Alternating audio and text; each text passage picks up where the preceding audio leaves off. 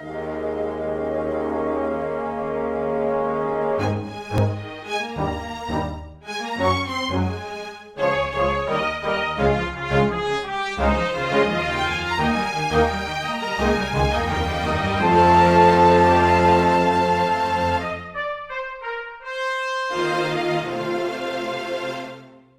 everyone, and welcome to Weekly Manga Recap. It is August the 25th of 2021. I am Nick, here with Chris. That's me. The one and only.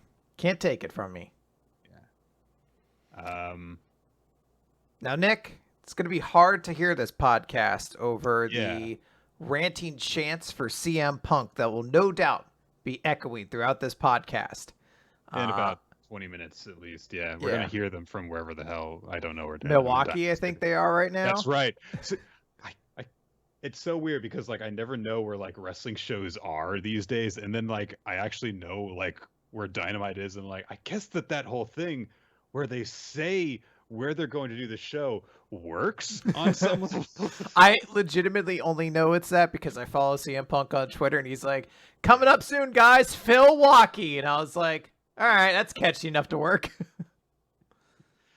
Oh, yeah. That was crazy, right? That was. return, that like 5 seconds before he comes out and an entire stadium is chanting. It's surreal. And there's an alternate reality somewhere where, like, they're chanting that, and Tony Khan is just, like, panicking backstage. He's like, oh my god. He's like, Luchasaurus, get out there. What am I gonna do? I've let this go on for too long. Oh man, I really thought we would have signed him. Oh man. For those of you who don't follow wrestling, a big thing happened on Friday. That's where you can stop. A big thing happened. Don't worry about it. It would take more trouble for me to explain it if you're not familiar with it, because anyone who's got even the smallest inkling of it understands what's going on.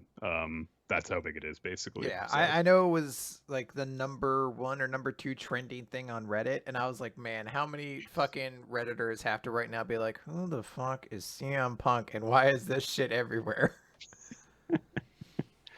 But yeah, it went over huge, and of course he immediately starts going into a feud with my least favorite AEW guy. So, aww. But yeah, we've got stuff to talk about tonight. It's going to be an odd episode, I think, because I feel as though the way that I'm going to feel about the series that we're talking about as a recommendation this week is in general going to reflect how I'm going to feel about, like, the weekly chapters we're going to talk about too. It's like, well, I guess there's not really anything wrong with it. No, it just didn't really do anything for me. So. Hey, it's fair. It's fair. The series we took as a recommendation for this week is Gokushu Fudo, or The Way of the Househusband, which has been running since February of 2018. It is available, you can purchase the volumes through Viz Media. There's a live-action drama adaptation that aired starting last year, and there's a Netflix animation as well. That a lot of people are upset because it was called animation and it's basically a motion comic. But it's a recent series that has kind of struck it relatively big in a really quick span of time. The premise of the series is that the main character, Tatsu, used to be a really prominent member of a Yakuza gang. And he has since left his criminal way of life behind after getting married, and now he's a house husband. But he's still a really intimidating Yakuza guy, but he just does very innocent things like do household chores and go do the shopping and go to yoga class. Yep. And a lot of people, when they see him, still think that he's very scary because he's just kind of got that criminal air about him still. Well, Nick, but he just wants to buy their fish. That's the hilarious twist of this. What if you saw a person and you judged that book by the cover, but then when you actually got to know him, it wasn't like that at all? And then you repeated it for 7 volumes. So, I will say this for this series. It looks nice. It's I, drawn well. It's art is drawn. phenomenal, I think. I should say Uh, phenomenal, I guess, but exceptionally well done. One of the better looking comedy series I've seen. it's very technically proficient, and also I would say it does a good job of getting across the joke, which is that this guy looks very scary, despite the fact that he is doing incredibly unintimidating things like vacuuming and stuff like that. It's just that he's constantly, looking down at people in a certain way, or making when he smiles, it's this very evil looking smirk that he Yeah. that he gets. Um, and so you understand, it gets across the message that this is how people see him, and then he'll do things that are the most innocent things that you can possibly think of someone doing. Like he'll make food, and he'll take really intricate pictures of it to post on Instagram. All that kind of stuff. The least criminal kind of things you can get into. It really But leans on one particular joke, which is he'll pull out a bag with a mysterious white powder in it, and it won't be drugs. yeah, Uh, I was gonna note there's a single volume. It comes up a lot throughout the series, but there's one volume, I think in volume 4, where I think I counted they used that white powder joke 3 or 4 times in a single volume, and I was like, it's too much. It's too much. It wasn't really funny the first time. I like was because even when you mentioned he'll make food and then post a picture of it on Instagram, it's also the way he makes the food, which Yeah. is he'll be like, and now I'm gonna whack ya, and that's him tenderizing the meat, and he's like, and now you're gonna drown with the fishies, and he's putting it in a soup with a bunch of other fish or something like he uses gangster slang, and it's always like Right. somebody from the other side of the wall or something like that who's like, oh my god, he's actually doing gangster things, but then when you see him, it's like, no, he's not. He's being a house husband because that's his pride and joy now, and I will say this. So, on a surface, it feels like this is like Angel Densetsu a little bit. Like, oh, this person's actually really nice. They just have a face that really scares people off. Um, but I don't think there's as much comedy depth to it as Angel Densetsu. It certainly hasn't been anything serious yet in the manga, to my knowledge. There is a chapter early on where we first meet Miku, where we see like a single panel kind of suggesting she found him in a pretty bloody state before they got together. So he owes her. But like beyond that, we don't know really why he left the Yakuza. We don't have like a serious story. Every character who has showed up who could be significant, like his boss has shown up, but the joke is that his boss has a little fucking Shiba Inu he likes or whatever, and that's like you're not gonna get drama. There's not, and I think that is a good thing or a frustrating thing depending on who you are, because I feel like there's some people out there who are going to be really annoyed because like the series doesn't ever do anything different. It's the same joke for chapter after chapter, and there's some people who are gonna be like, fucking yes, man. So I just get to watch this guy and his cool ass wife fucking do fun things, be goofy idiots, and both of those I think are perfectly valid. It really kind of just comes down to what part you take out of this series. Yeah, I mean, you could take the attitude of, well, why doesn't it get into any of this kind of stuff? But it's kind of like you can enjoy the ride for what it's worth, or you can be sitting there being like, yeah, I'm following this dotted line, but why is Billy running around doing all of these things? What is he trying to hide? What's the deep reason at his core that he's getting into all of these antics? And what is the purpose for why this panel is circular? Is it because he's too lazy to fill in those extra corners? Is that why? My point is that it's a series that you kind of grow familiar with over a period of time, and you just kind of relax into, and you always know that when you read it, you're going to be getting the same thing. And you may be frustrated by the lack of variety, or you may enjoy what you're getting into. And a lot of times when people get used to something, they don't want it to change. And so there is something good and bad to be said for it, just like you said. So I'm not going to really fault the series for like not having a whole lot of variety in its jokes, because I'm sure that I know for a fact, because the series is pretty successful for how young it is, that a lot of people find this amazing and hilarious. I didn't.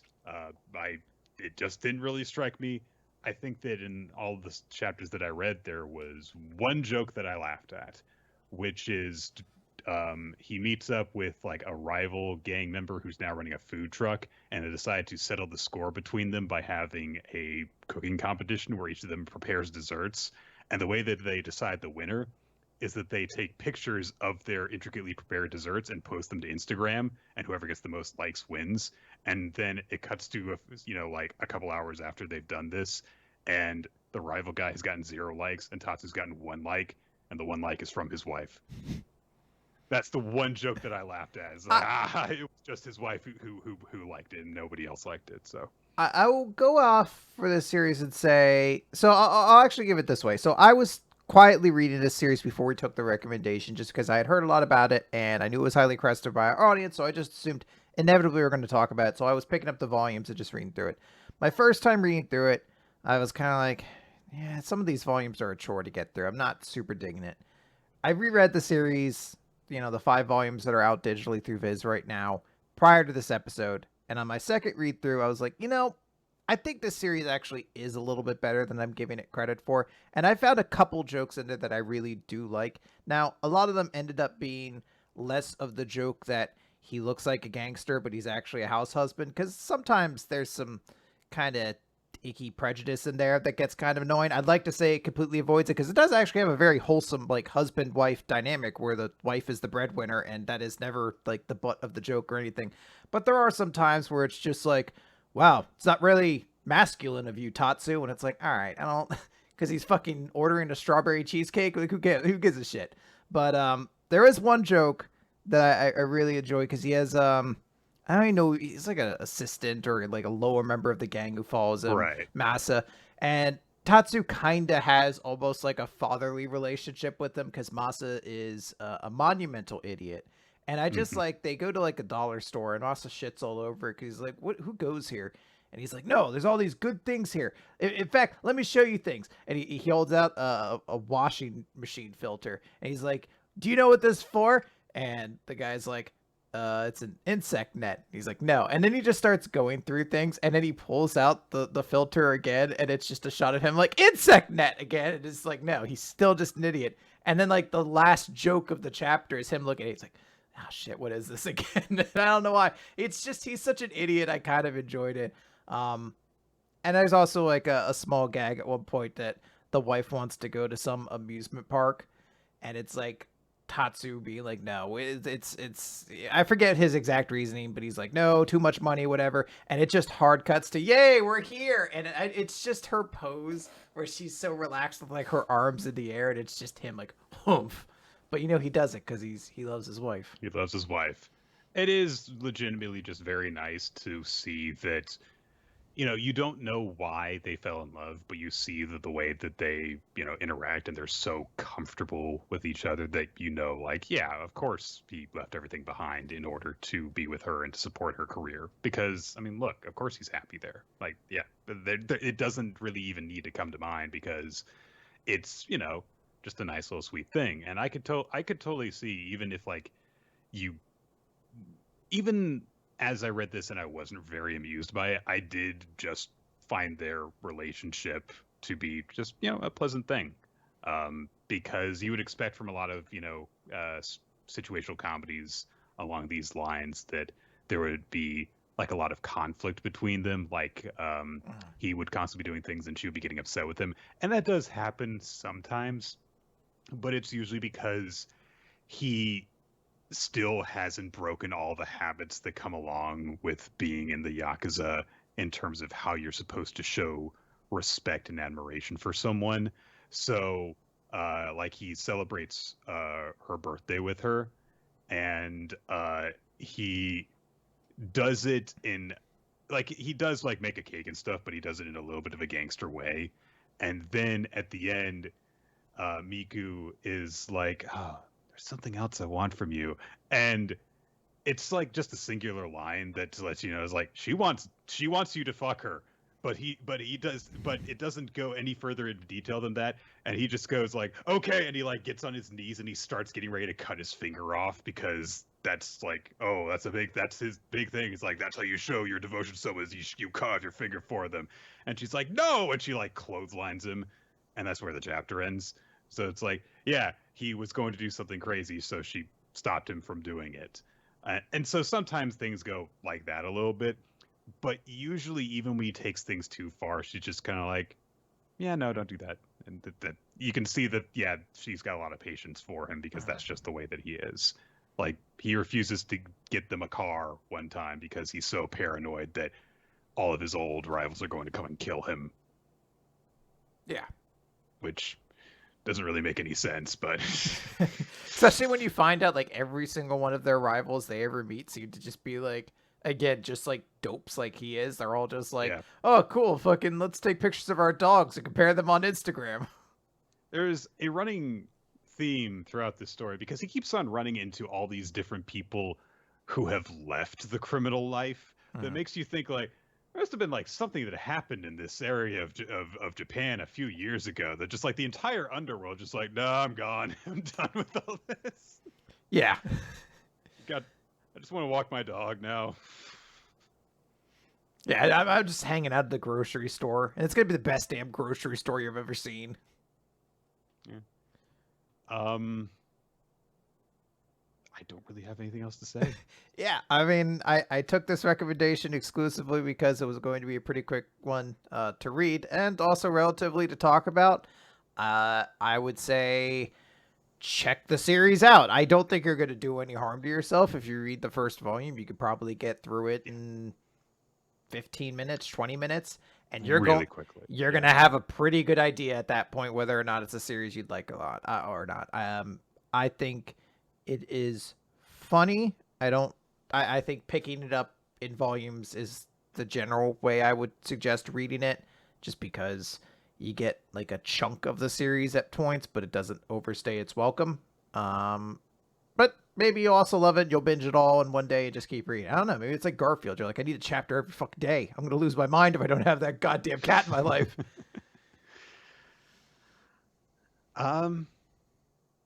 Yeah.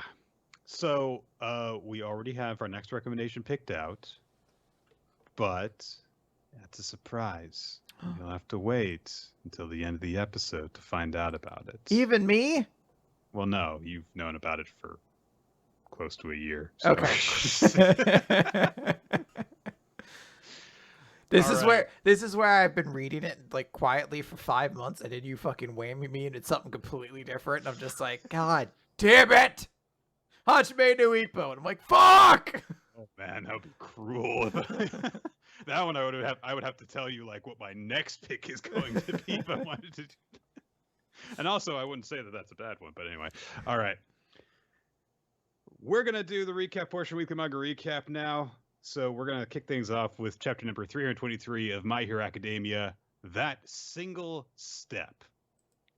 We begin this chapter with a flashback to, I guess, after that conversation that we already saw that took place between Nezu and Endeavor and all of Class 1A, where they were planning to bring Deku back.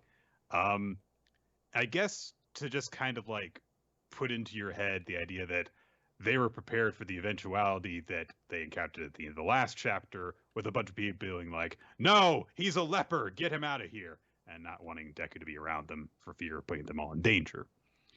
And apparently Ida brought this all up and said, yeah, I mean, we're going to need like convincing evidence that it's going to be fine if Midoriya stays here.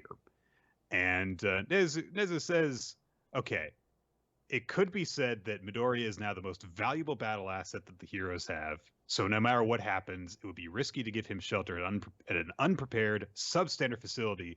But UA is equipped with our nation's most advanced defense technology for that very reason. We pride ourselves as being as well defended as Tartarus even. It's a school. I just want you, it is a superhero school, but it is a school. I want everyone to remember that. And so, yeah, Yarosa brings the point of like, didn't Shigaraki break into Tartarus like really easily? He's like, yes, but we are prepared. So you see, Nezu says, I've added my own personal touches to the fortifications. And they're like, how did you do that? And Nezu just says, there was much heated debate. I had a lot of really heated debates with the PTA. And they found out it's all my money, so fuck them. Yeah, essentially. He says, UA itself can travel. The grounds are partitioned like a game board, and each section is equipped with mechanisms that transform it into an underground emergency shelter. Then, those individual shelters enter a linear maglev network that can send them along any number of routes at our discretion. It turns the entire school grounds into underground elevators and walk-evaders them to safety underground. I understand it's a manga. I meant to take things with a grain of salt, but I'm just thinking of how like astronomically expensive creating this gigantic layer of super tunnels all over the school is. And I'm just like, I don't know, I guess that dribbles fucking this is the Elon Musk of his world. And he was like, yeah, for shits and giggles, why is the school like a giant chessboard where I can just drop the pieces down and send them across the fucking country? Who cares? I also want to wonder, like, how did you install all of this without anyone like just like going to class, falling into a Ah! How did no one know about this? Yeah, I like the idea. Everyone's surprised. Like, how did you do? Like, you weren't worried about the 70 years of construction that has apparently been going on at the school? No, superheroes work fast, okay? Yeah. Also, there are multiple layers of bulwark plates underground that allow this to happen. And he says that they're not even the first school that this happened with, because Shiketsu did the same goddamn thing when Toga impersonated Kami. So, and also they can connect to them via these underground networks, I think. So, but yeah. There you go, Nick. That's the big setup for how fucking Wind Dude and Meatball are gonna show up in this final arc. Yes. Kami's just gonna stay at home, I guess. So, but they say, like, how did you know about all this stuff ahead of time? Because, like, how did you know that Shigaraki was going to be able to, penetrate that far down into the earth with his decay ability? And Nezu says, I just relied on my intuition. I had no actual reliable means of knowing that would happen. I just kind of was like, just in case, I'm going to dump a whole bunch of money into this. Actually, sorry, Principal. His power evolved. He just shoots lava everywhere. Like, well, that'd be great. He has the plan in front of him. He's like, I'll just stick that underneath my desk and tell no one ever until someone discovers the giant labyrinthian fucking network of tunnels beneath the school. That'd be a nice twist. Like we do a sequel series and eventually just like, yeah, Nezu just built this just in case. We never hear about it before. I don't know. He was good at keeping secrets, apparently. He built a massive, miles wide and deep underground network of metal plates and elevators, and nobody noticed.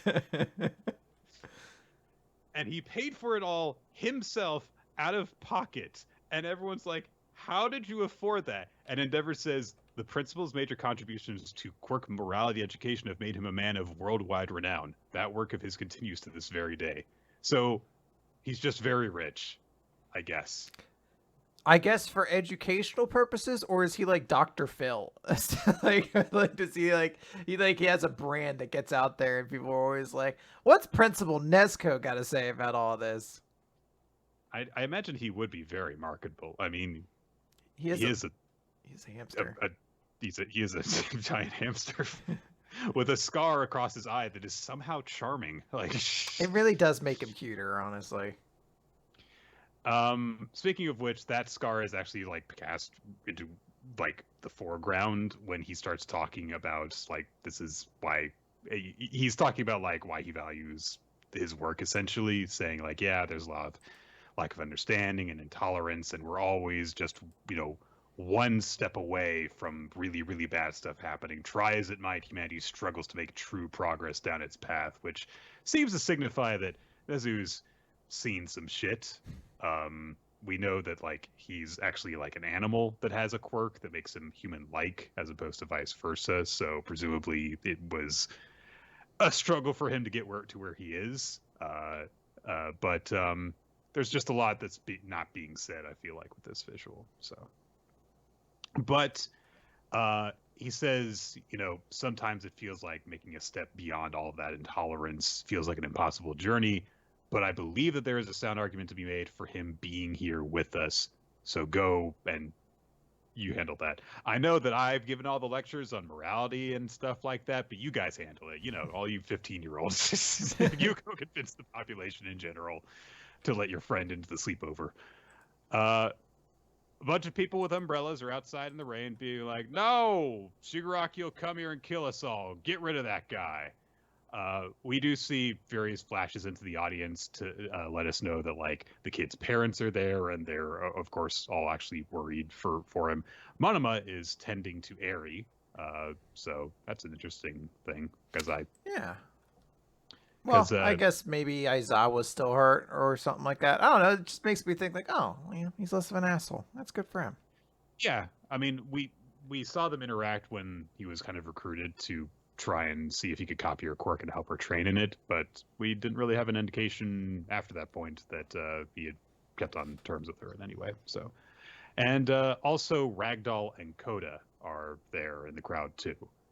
So we do see that there, of course, are people who know Izuku better and would presumably want him to come into safety, but they're just being drowned out by the much more numerous people who are like, no, he's dirty. Make him take a bath before he comes in here.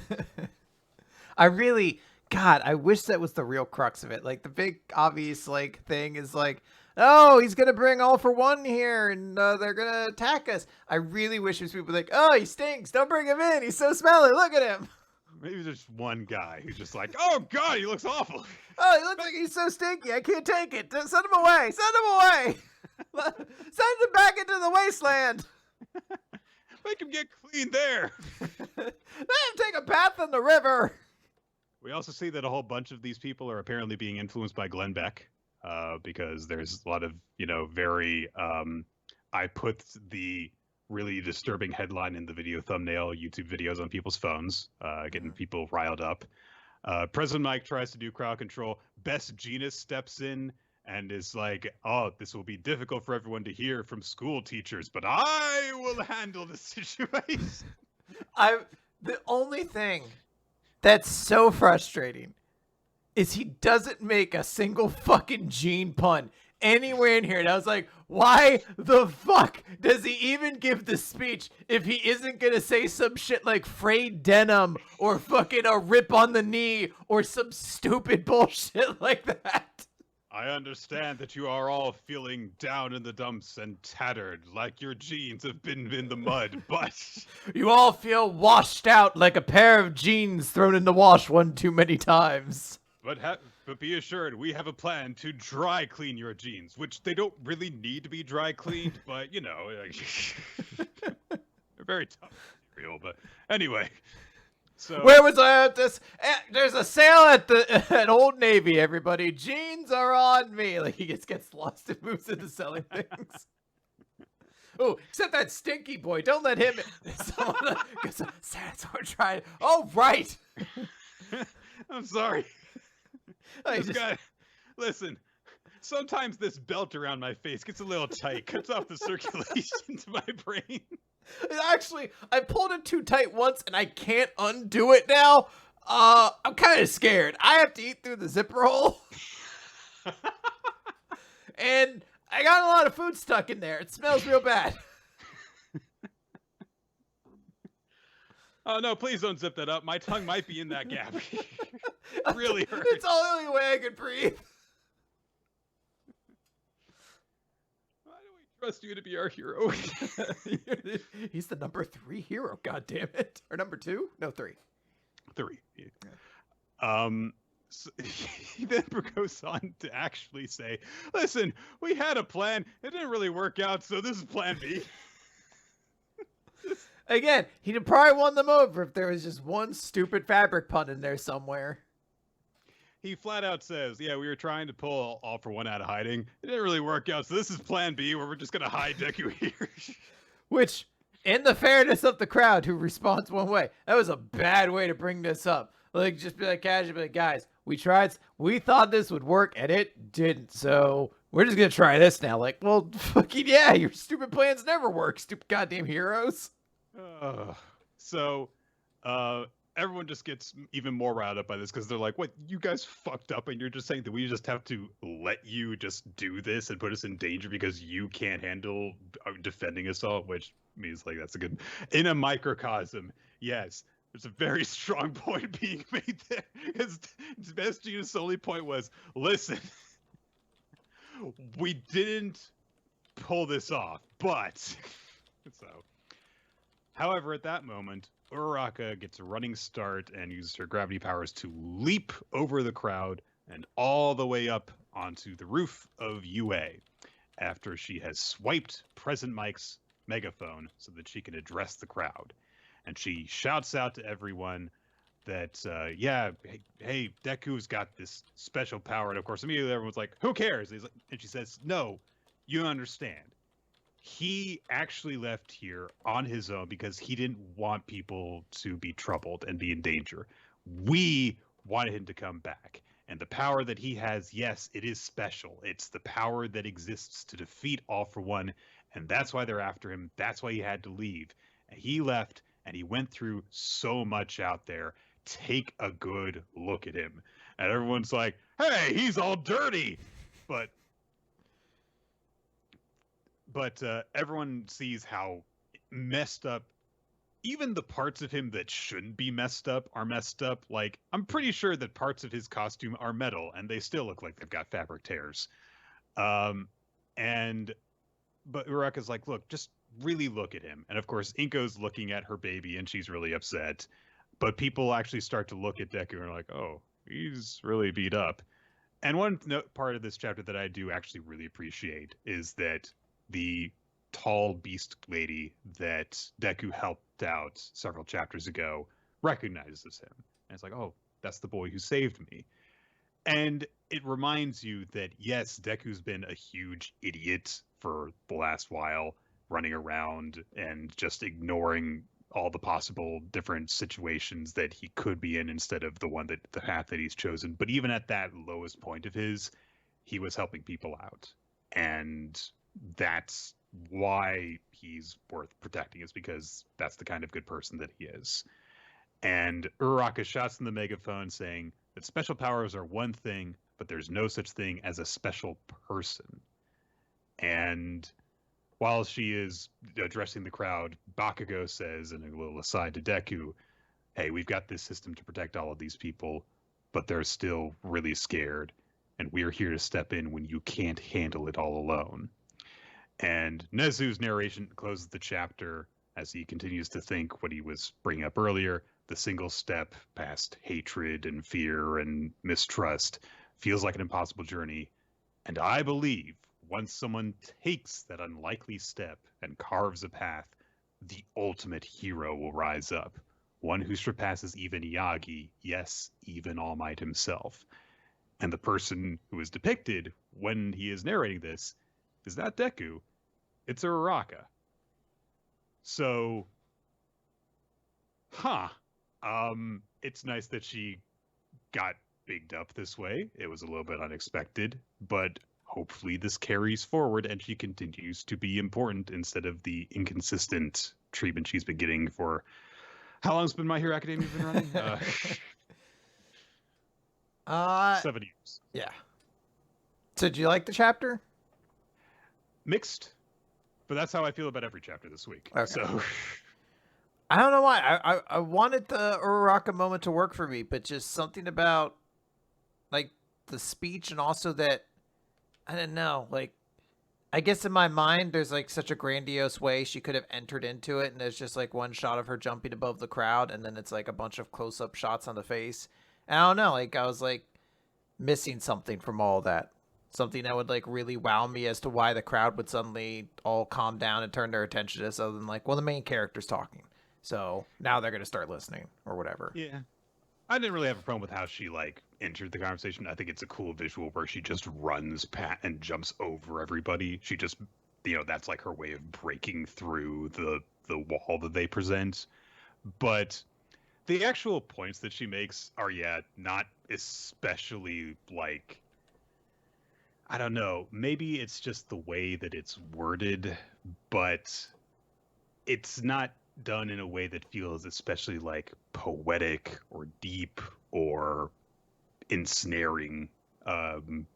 So I don't know. Maybe like if you watched this scene and you saw it like and heard it being spoken, then it would have a better impact than it does in this case. But yeah, I feel like if it had stuck that point, then I would really like this chapter a lot more. And that's such a difficult thing of like I want the cool thing that the person says to actually be a coolly said thing Mhm. because that's such a subjective thing.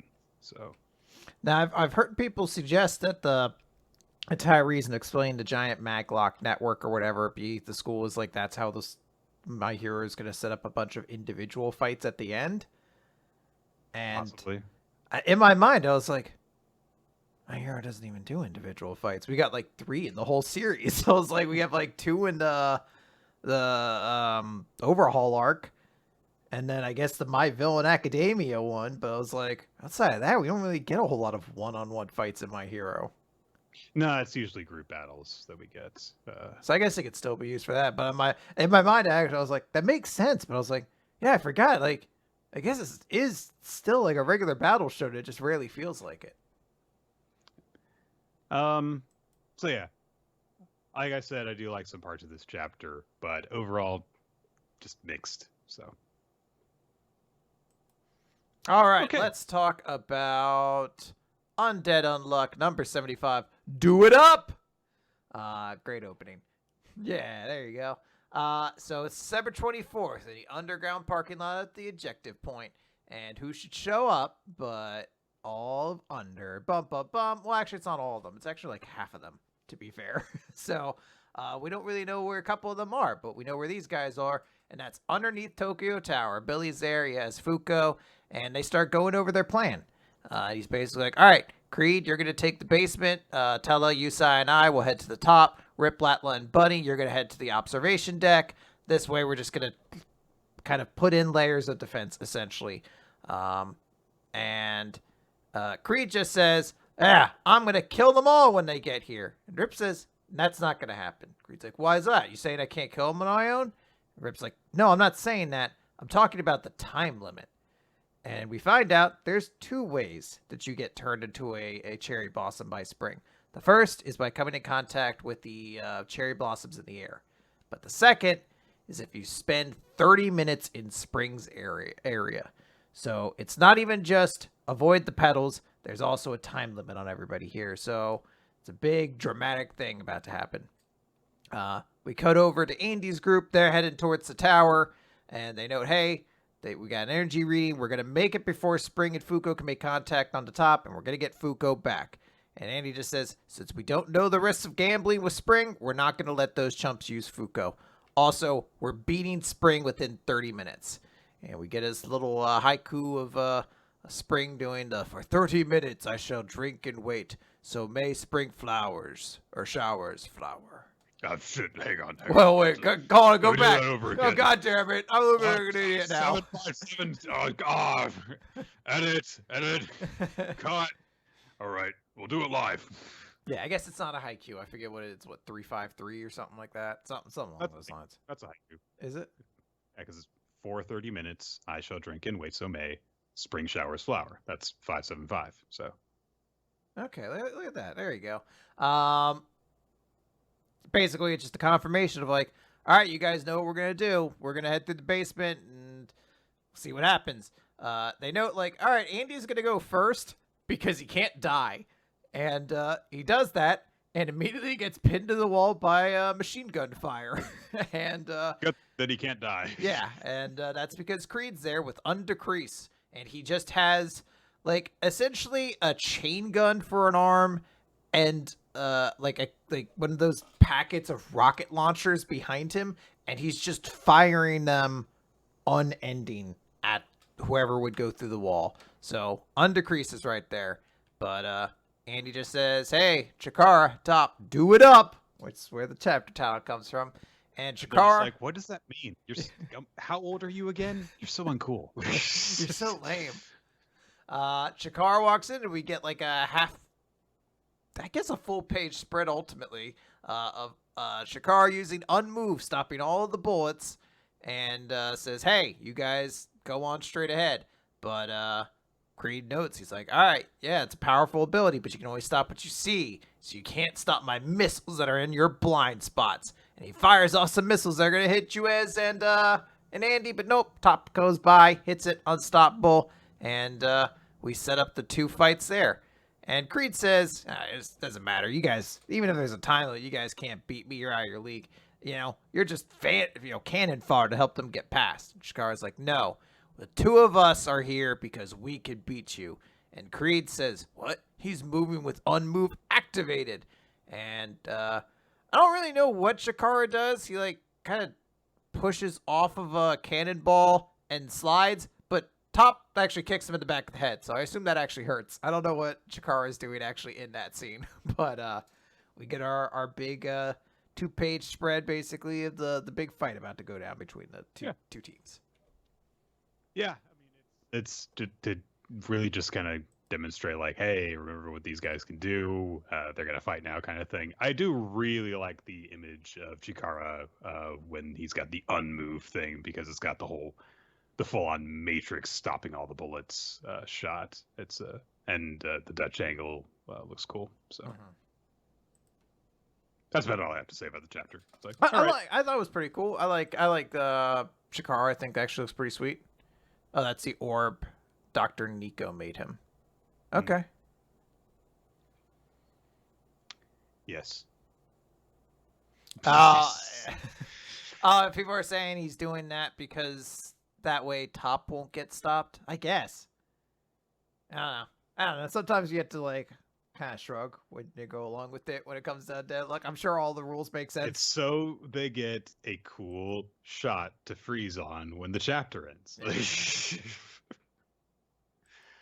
All right, let's move on to Kaiju number 8, chapter 42. So Shinomiya and Kafka are moving in. They're gonna try and impress the captain as they deal with these huge ant kaiju guys. So Kikoru activates her weapon, pulls out her huge ass axe thing, and starts to head out. And we see her just start tearing into some of these ants and moving and impressing all the officers who see her. But she is just thinking to herself, "This isn't enough. I'm not doing enough. Vice Captain Hoshino was faster than this. Captain Ashiro's attack had more weight than this." And so she's just really going all out, trying to prove how strong that she is. There is an officer, I believe Shinonome is her name. And Kikoru ends up doing a cool back-to-back pose with her while she pulls out a minigun. And yeah, so everyone's like, oh wow, she's so strong despite it just being her first year as an officer. And Captain Narumi is looking around, is like, hey, this is kind of odd. And they're like, what, you mean the kaiju's? Like, yeah, because ant-type kaiju appearing on the surface is an uncommon sight already.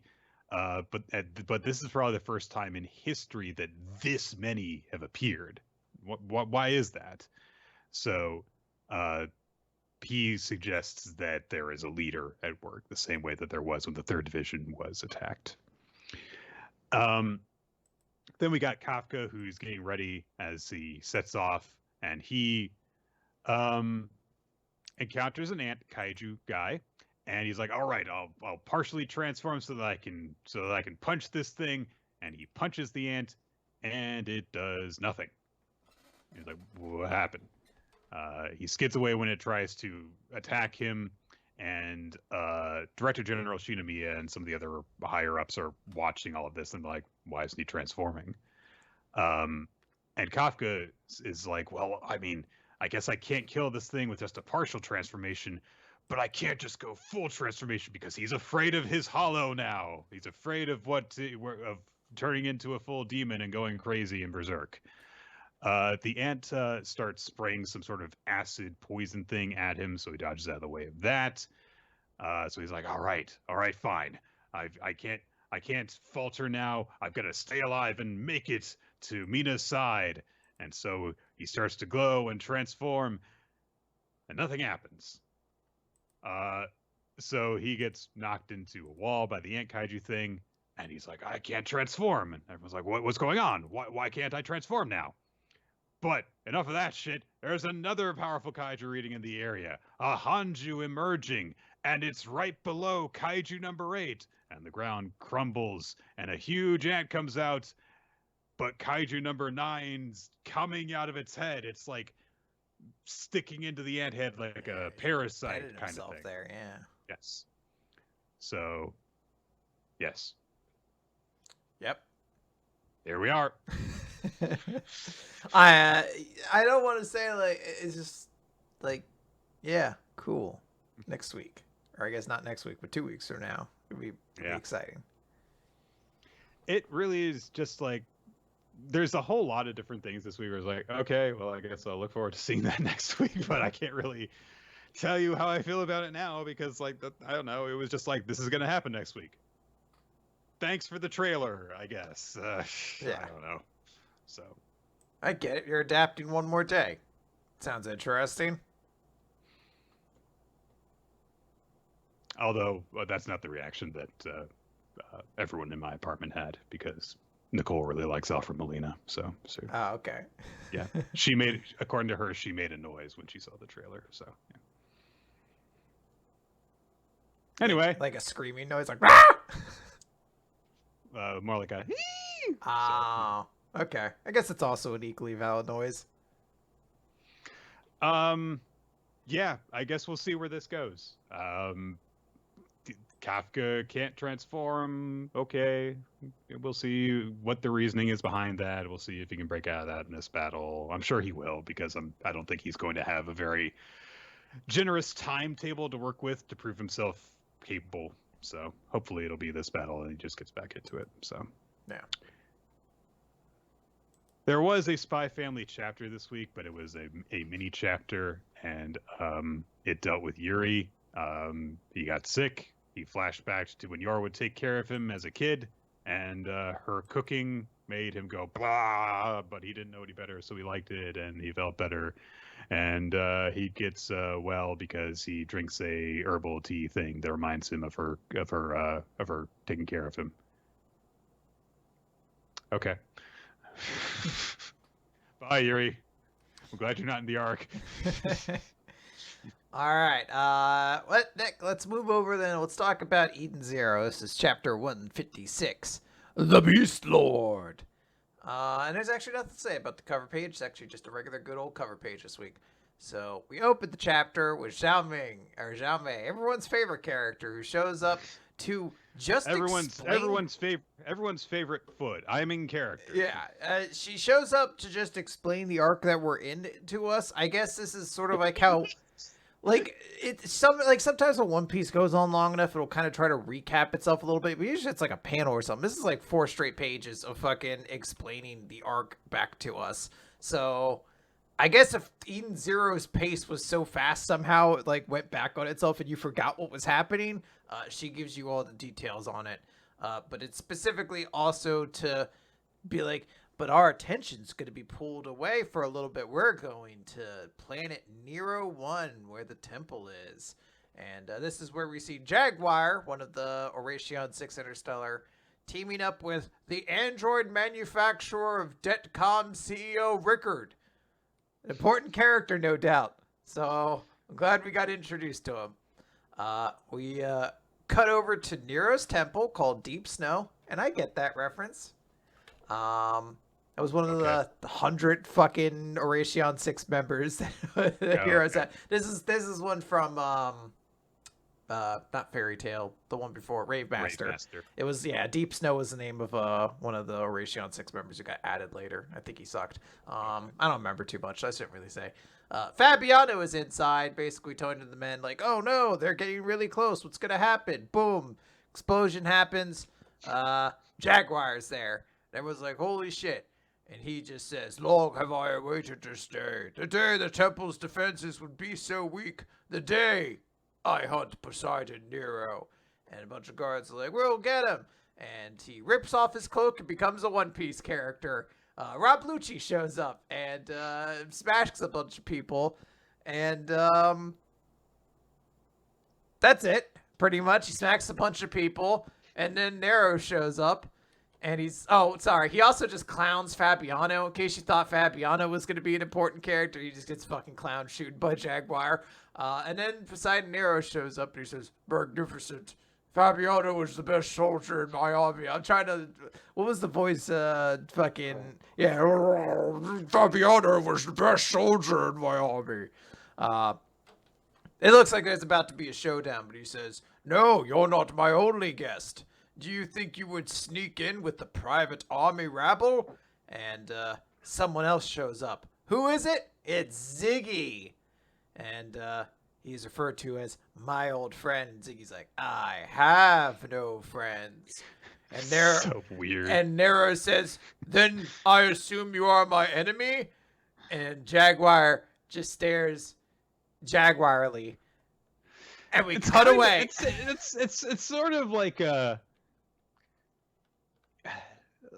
we're sometimes in an improv troupe, someone says something that really just doesn't work, and the other person just has to just roll with it. So I have no friends.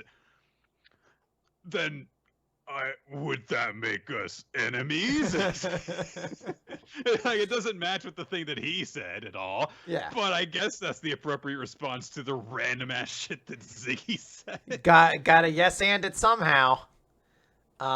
Anyway, we cut over, and the rest of the chapter is just Shura giggling because he's like, "Cool, I know what's happening now. Ziggy is there with Nero, and undoubtedly one of them's going to kill the other, and then I'm just going to clean up what's left. Once my old man kicks it, the Aoi Cosmos and everything in it will finally be mine." And which... How does he know that? It's by cameras or something. I don't know. Who gives a shit? He's fucking reading Zhao Mei's stupid bullshit at the start of the chapter as well. There's actually a really popular B-Cuber channel that broadcasts live Jaguar from his dad's palace. Jaguar cam. Just like little fucking thumbs up. That's why he's not actually saying anything. He's too busy to. He's moderating chat. He's like, "What's going on?" Don't make me ban you. You know, if I do that, I come to your house and tear you in half. Which ends it off by being like, "But he's your family," and Shura's like, "Don't talk to me about family, robot. You know what? I'm getting tired of playing with you." That's the chapter. I have no friends. I have no friends. This was a very forgettable chapter. And you were talking about an Eden Zero chapters. I was really like, wow, like half the chapter's a recap to something that is not that complicated, at least in my mind. Like, I don't know. I guess it's tough remembering every stupid character it's involved. Like, I guess if I hadn't gotten this, I'd have been like, "Oh yeah, Eraser's a character, I guess, question mark." But like, yeah, I don't know what the excitement's supposed to be. Like, I guess Jaguar has Jaguar turning into ether as his specialty. I don't know. Sure. Who gives a shit? Let's talk about Red Hood. Maybe like every now and again, Hero's just like, the outline for the chapter I have is just a few pages short. All right, I'll draw Zhao Mei's feet for a few pages. Just a little bit more. Okay, so the Hunters Guild, Red Hood, chapter number 7, The Ironworks. Last time, Velo arrived at the training grounds of the Hunters Guild, which is not actually grounds. It's a huge prison on a slightly smaller tank that just travels around all over the place. It looks like one of those shitty Ultra Beasts from Pokemon. Yeah, it's but they got like designed like last minute, so it's like, oh, just box paint. Well, isn't there an Ultra Beast? It's just a giant box, essentially. Probably. Like a fucking box thing. I'm just gonna type Ultra Beast box thing. No, I'm getting Pokemon card fucking advertisements instead. Box sets now, yeah. So this is the Ironworks, and basically the first thing that happens after we're established, like, here we are. Yes. I was gonna say, now we have to prepare ourselves because this page turn is pretty important. You're gonna want to make sure you're ready ahead of time. lest your nose explode with blood like a shitty anime character, and you would hit the ceiling.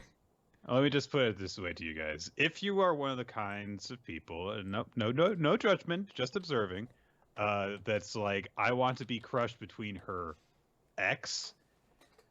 X can be anything with this girl, okay? See, she is a very strong lady, with very big, not muscle parts as well. So, but she is a big, strong girl, and yes. We are introduced to the conductor and instructor of the Ironworks, Debonair, who is also known as Debonair Diamond, also known as Hot-Blooded Debonair. You can't have two nicknames, okay? You can only have one. Don't do that. Yeah. Taking up all the good names, saving nothing for Big Joe Bonkers coming up later in the chapter. I've heard people. I've heard people. So many people give out about Randy Orton's dad for that reason, because he was Cowboy Bob Orton, but he was also Ace Bob Orton. So you can't be Ace and Cowboy. You can't Fuck be you. both. You're not good enough. You're not good enough for one of those titles. I was just watching Rocky 4 the other day, and throughout all the Rocky movies, Apollo Creed goes by one name. He is the Master of Disaster, Apollo Creed. In the last movie, they give him like 4 extra titles, one of them being the Count of Monte Fisto. And I was like, why is that not his one name? Because it doesn't make sense. Like, you're just like, wasn't really that much punching in that movie, in that book, but whatever, I guess.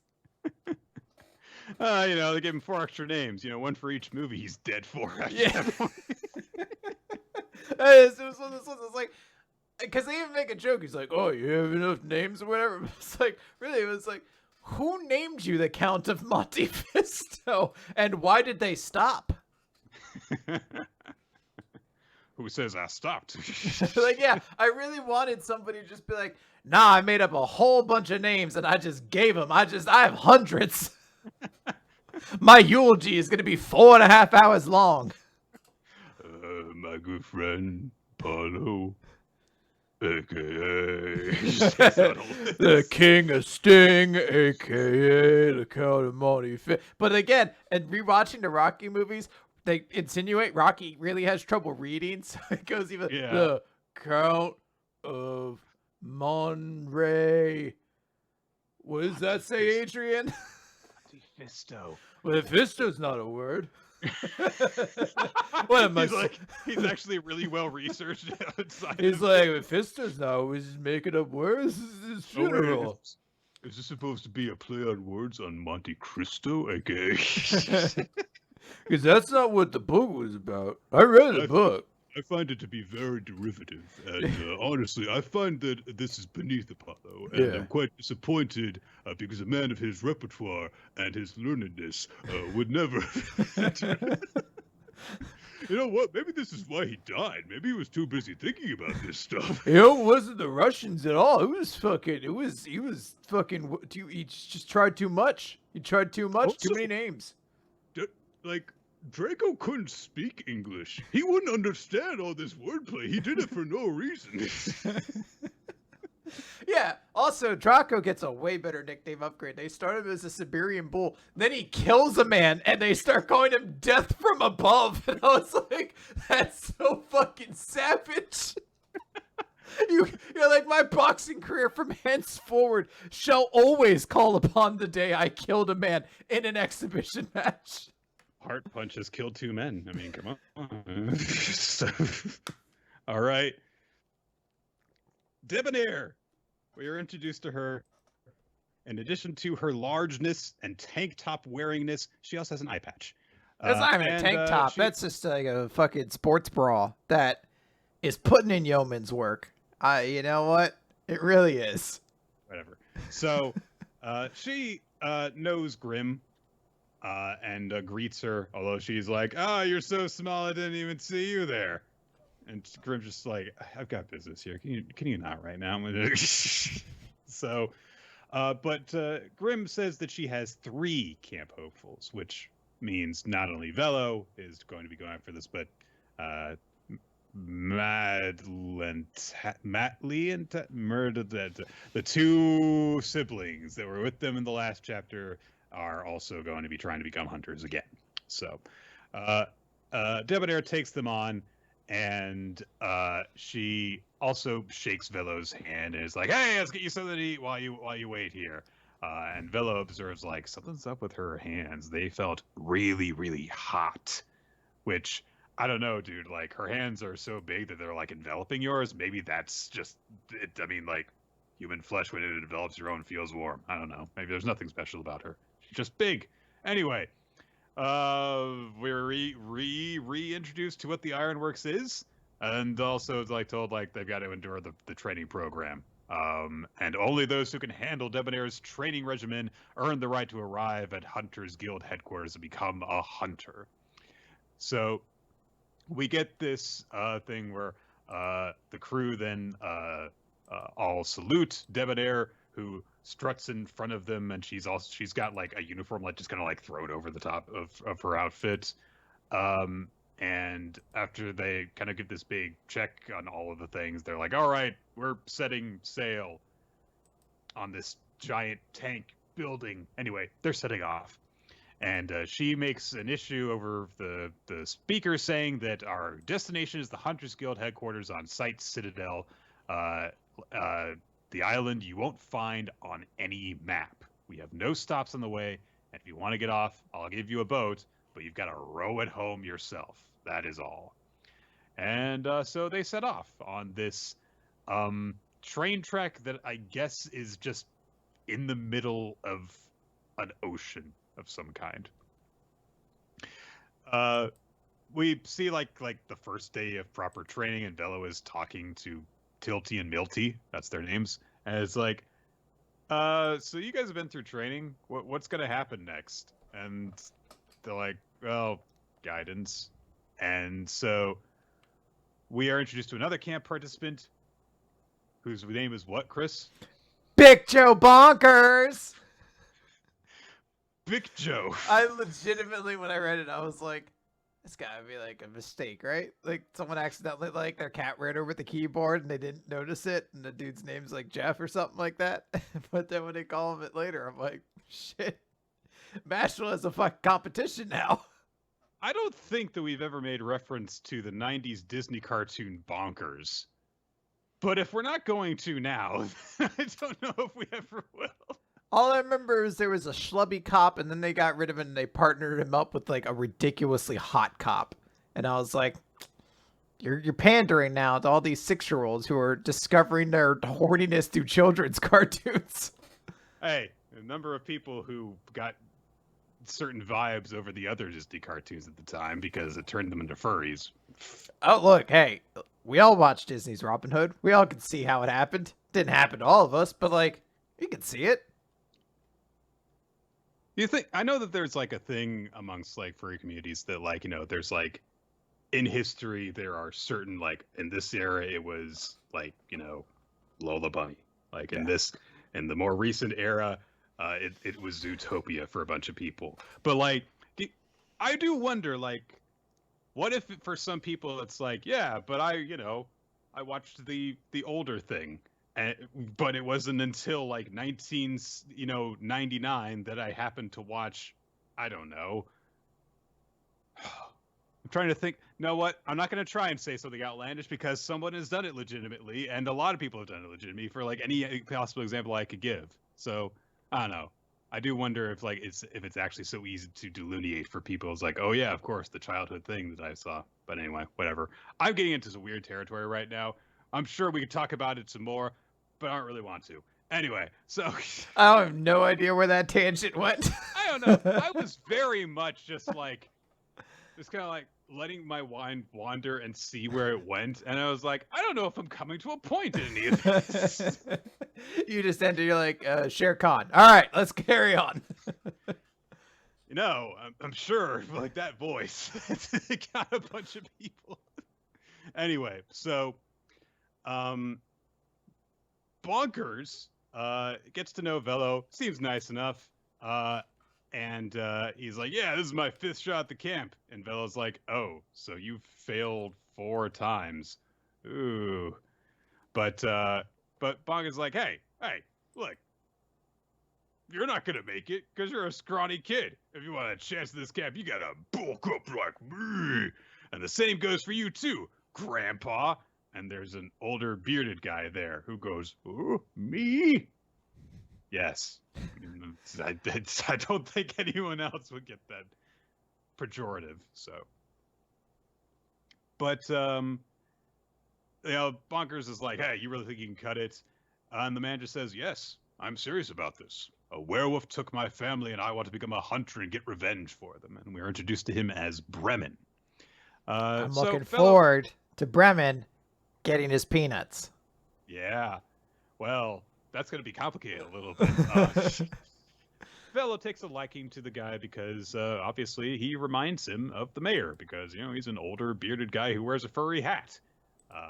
But he extends his hand and introduces himself. He's like, "Hey, I don't think age matters either." And Bremen's like, "Let's give this our best." And so they've made friends. Yay. Debonair then gets everyone's attention and says, "Hey, the regimen here at the camp is simple. We're going to train your bodies, your minds, and your hearts. I'm not your mama. I'm going to knock you down every chance I get, and I won't pick you up. Get up yourself." And I don't know exactly what she means by simple, because it basically is boot camp, which I guess that's simple enough. It's just really hard labor to train their bodies and stuff. But yeah, so Yeah, this is an interesting little development because you're like, oh wow, it's gonna be tough training, and I like the training's kind of basic stuff for shonen. Like, I think back to like Hunter x Hunter when they're like, here's the first stage of the exam. This island's full of monsters. You step into that pit, it's not even like we're gonna save you. You're just dead. You're dead forever. You're just dead. You're fucking dead. Like, I'm just used to that level of intensity when it comes to like a battle shonen's training arc or whatever. And this one, it's just like, do pull-ups. Like a lot of pull-ups. I'm like, oh, that sounds downright. That sounds fucking possible. Oh my god, look at little Velo. He's so ripped. We do see that a few people give up and row away. And Debonair's like, "Yeah, if you want to give up, I'm not going to stop you. Go ahead. Train like your life depends on it for 3 months. Take that squishy body and heart of yours and transform it into steel. If your squishy heart turns into steel, it can't do its job as well." Anyway, a week has passed. Velo is in the mess hall, and he's just like, there's a lot of food. I can't eat all of this. But Debonair encourages Velo and says, "Yeah, eat it."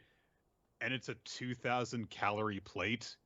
So big muscles is what she's going for. Big heart attacky muscles. Because if that's one meal out of several meals in a day, you're going to be, oh boy.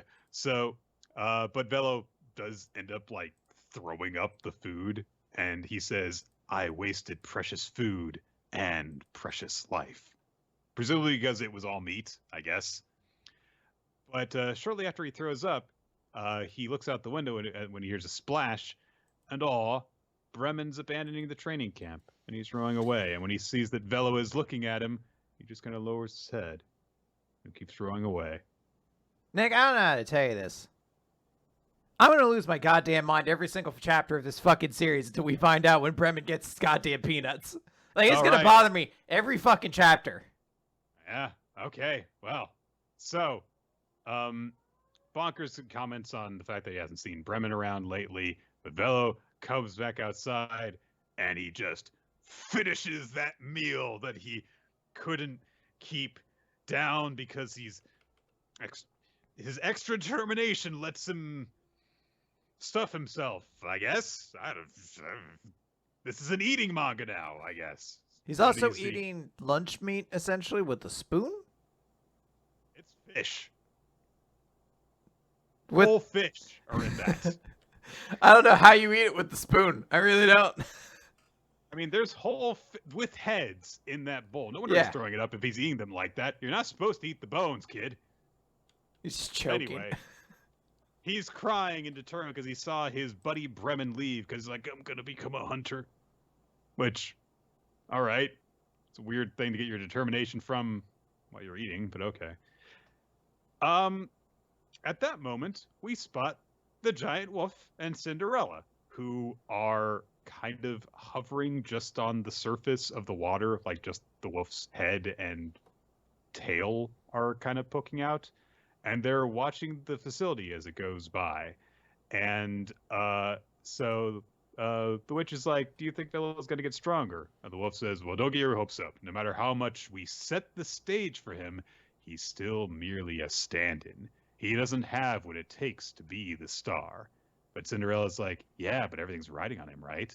And you worked so hard to raise him, too. Isn't that right, Mr. Mayor? And the mayor is there, but he's supposed to be dead. Bum, bum, bum. So I guess he didn't get eaten by the werewolf. It's all part of the plan for Velo. Yeah, and maybe he's evil? Question mark. Yeah, if he's with the it's chapter 7. I'll be honest. I have a hard time understanding what these last 2 pages are doing. Because I'll be honest, the first time I read it, I was like, oh, so Bremen was the mayor all along. And he was like on the boat. And I was like, maybe that's not what I'm supposed to read. It's just that Bremen kind of looks a lot like him. Like if you wore a lot of clothes, you could change appearance, which they've already established werewolves can do. And then he's sailing away in the water. And then the next time we see the mayor, it's him on a rock in the water, I think. Yeah. I don't know if it's supposed to be, if Bremen is supposed to have been the mayor. I don't know. I'm assuming not, because I would have assumed you'd give a little bit more of a clue. But at the same time, they introduce Bremen to be like the sympathetic person who's going to leave. And we never see Bremen between when he introduces himself to when he leaves. We don't see, not even in the montage, is there a shot of him doing anything. So it's hard to grasp what really his role is or was. Like, is he supposed to be the mayor or was he just a side character? I don't know.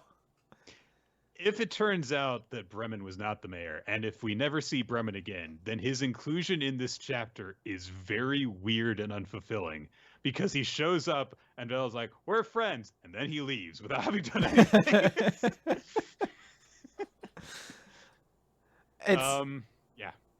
It's interesting. So I'll say this. I kind of like this chapter in the sense that it is, like the last chapter, a good improvement over the last. Like, this world is starting to get kind of interesting. Now, this training arc, again, sucks. I don't, like, it's so not shonen and exciting at all. It's just like, I don't know, you do a lot of hard labor and eat, basically. I'm like, shit, Nero's a martial arts manga, and its training arc has been more interesting than this one. At least that one, you get to ride a horse.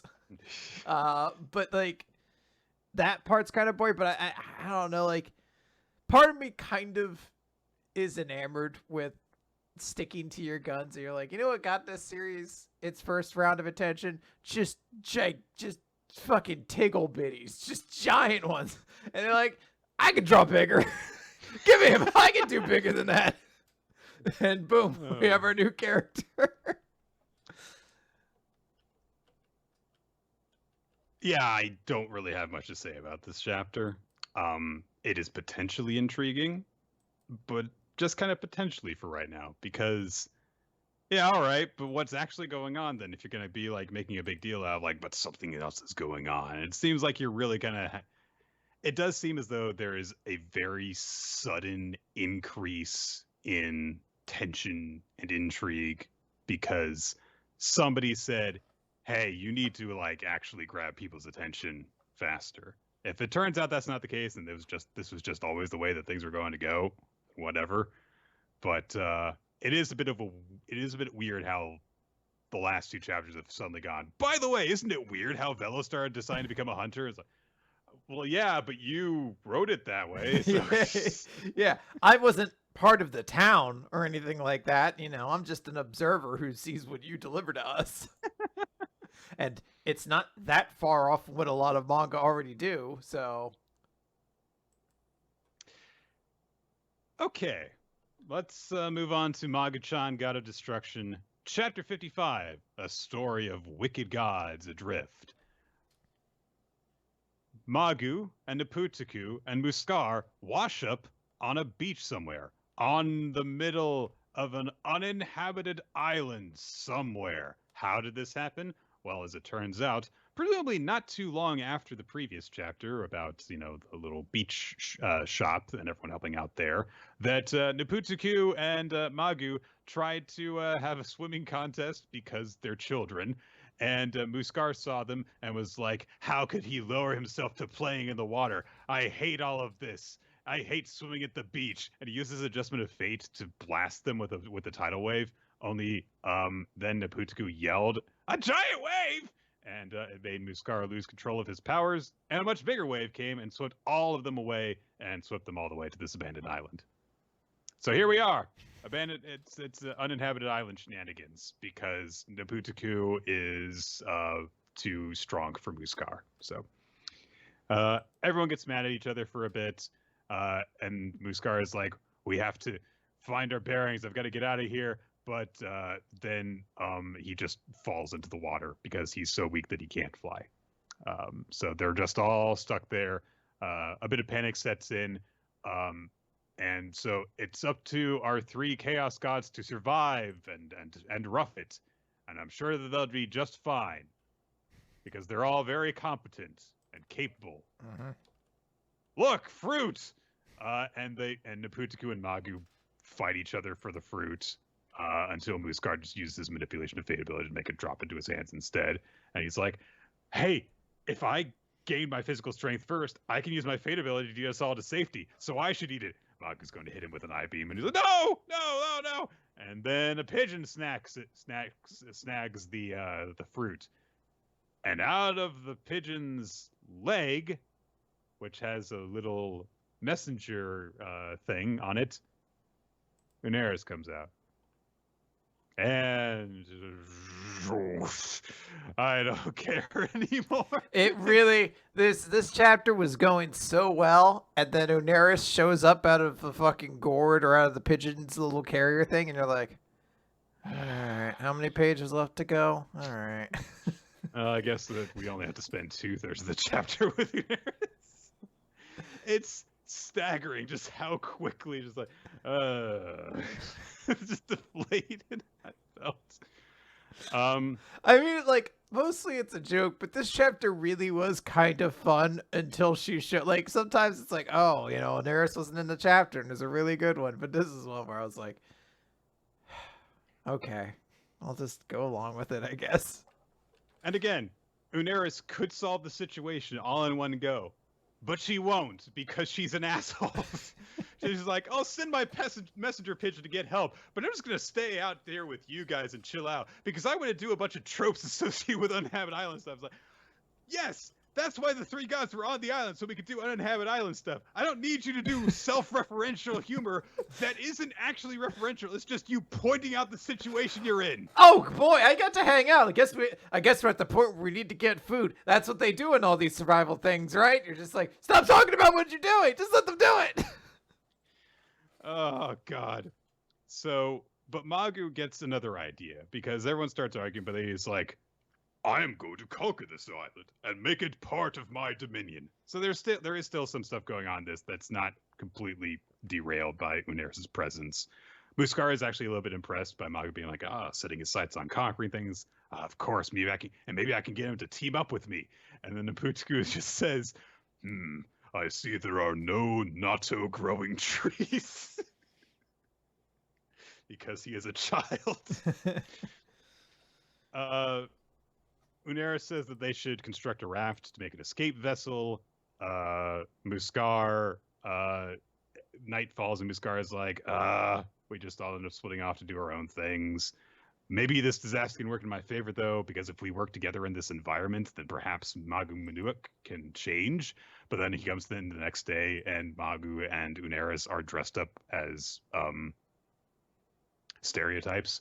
And so Muskar goes, this change is too much! And Uneris says, this is the standard apparel for desert island survival, because she's, on top of everything else, a racist. So She only and follows bad tropes. yeah, and Magu is being indoctrinated by her bad influence, so stay away from her. So, um, then Magu is like, I've got a great idea. And he just sucks in a bunch of water from the ocean and then spits out a bunch of the fish that he sucks in along with it, which grosses, of course, a bunch of people out. Nobutoku, who had retreated into the woods to fend for himself, has gone feral because he's had no success.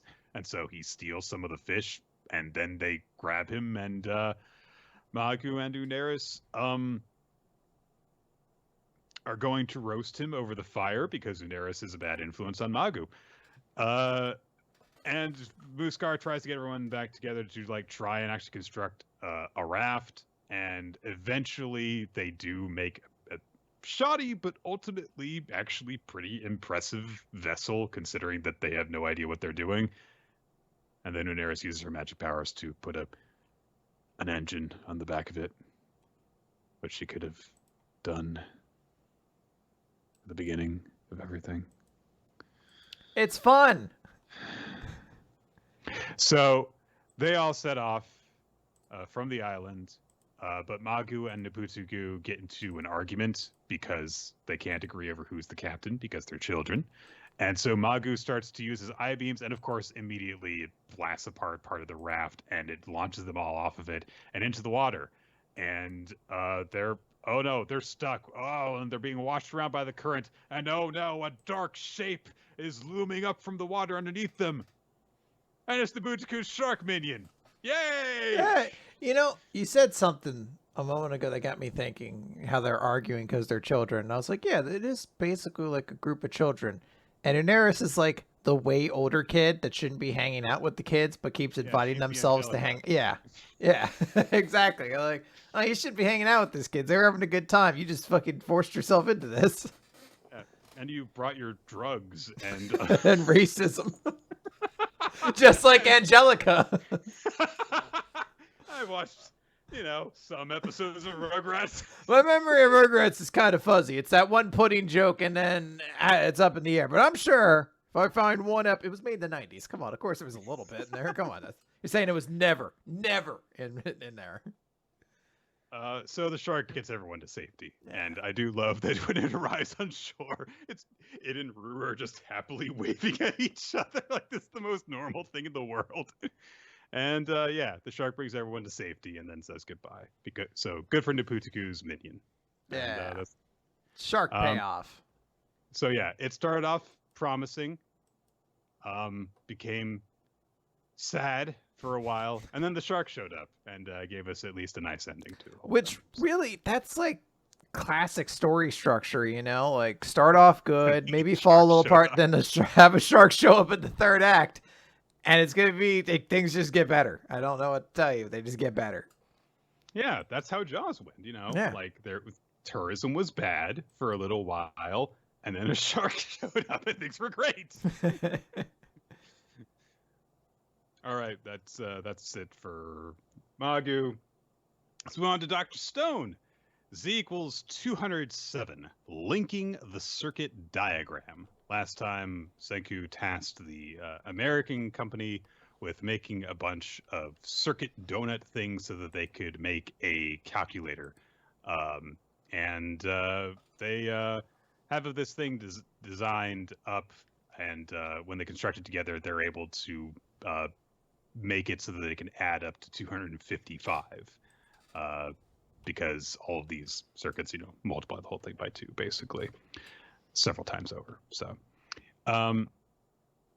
at this point, like even a lot of the modern people are like, I don't really understand this. I'm kind of getting lost. But they have this schematic of how it's all supposed to be laid together, and Kaseki brings up like, that's a complex schematic. How do we get it to the folks in the Corn City? We can't just use Morse code. Fortunately, Zeno has an idea. Use the Wi-Fi connection. I like Zeno for 2 reasons. One, dude's just fucking chilling on his chair, fucking doing Morse code or whatever. But 2, the science of darkness has suggested the most evil science of all, the fax machine. listen, you guys. If we don't have this technology, we'll never be able to use the most evil of all forms of scientific advancement, porn. That's true. We'll be able to send dick pics to people if we don't invent the facts first. You won't be able to send dick pics to people and then allow people to have a safe space to send dick pics to each other and then take away that safe space. But then not really. We'll just say that we're not doing it now just yet. Current events. So. Anyway, Oh, the draft. Right. I got it. yes, that's what's going on. Also, Senku's example of how they're going to send faxes is poop. It'd be mine. Okay. There is a very, very simplistic explanation for how this machine works in terms of transmitting information. So they've got that kind of thing that they can send, and they're like, all right, from here we've got to keep on globetrotting now that we've got this, and we've got Corn City working on this plan. We've still got to go around and do a bunch of other stuff. And oh gosh, I've already forgotten Ryusui's brother's name. Sai. Sai's like, okay, yeah. I mean, it was good seeing you guys, but I'll be seeing you now. Goodbye. And Ryusui's like, get out of here. No, get out of here. You're coming with us, right? I mean, come on, we're shipping out. And Ryusui says, no, I'm not going with you, Ryusui. No. And so everyone's a little bit shocked by this. And Sai goes off by himself. He's like, oh my God, Ryusui's always like this. He's always like, oh, I want everything. Do this, Sai. Do that, Sai. I came all the way to India alone to get away from him. How did it come to this? We see that Ryusui is, freeing a bunch of the population of India who are all giants like the Great Kali. And information about the facts has been passed on, and Corn City sends back something to show that they've got their thing working. They've taken a big group photo to send back to everyone, which is a nice... With all my favorites. Taiju, Yuzuria, Yo, Ear Dude, the Jeweler, Bald Science Guy, and the rest. All my favorites. Yeah.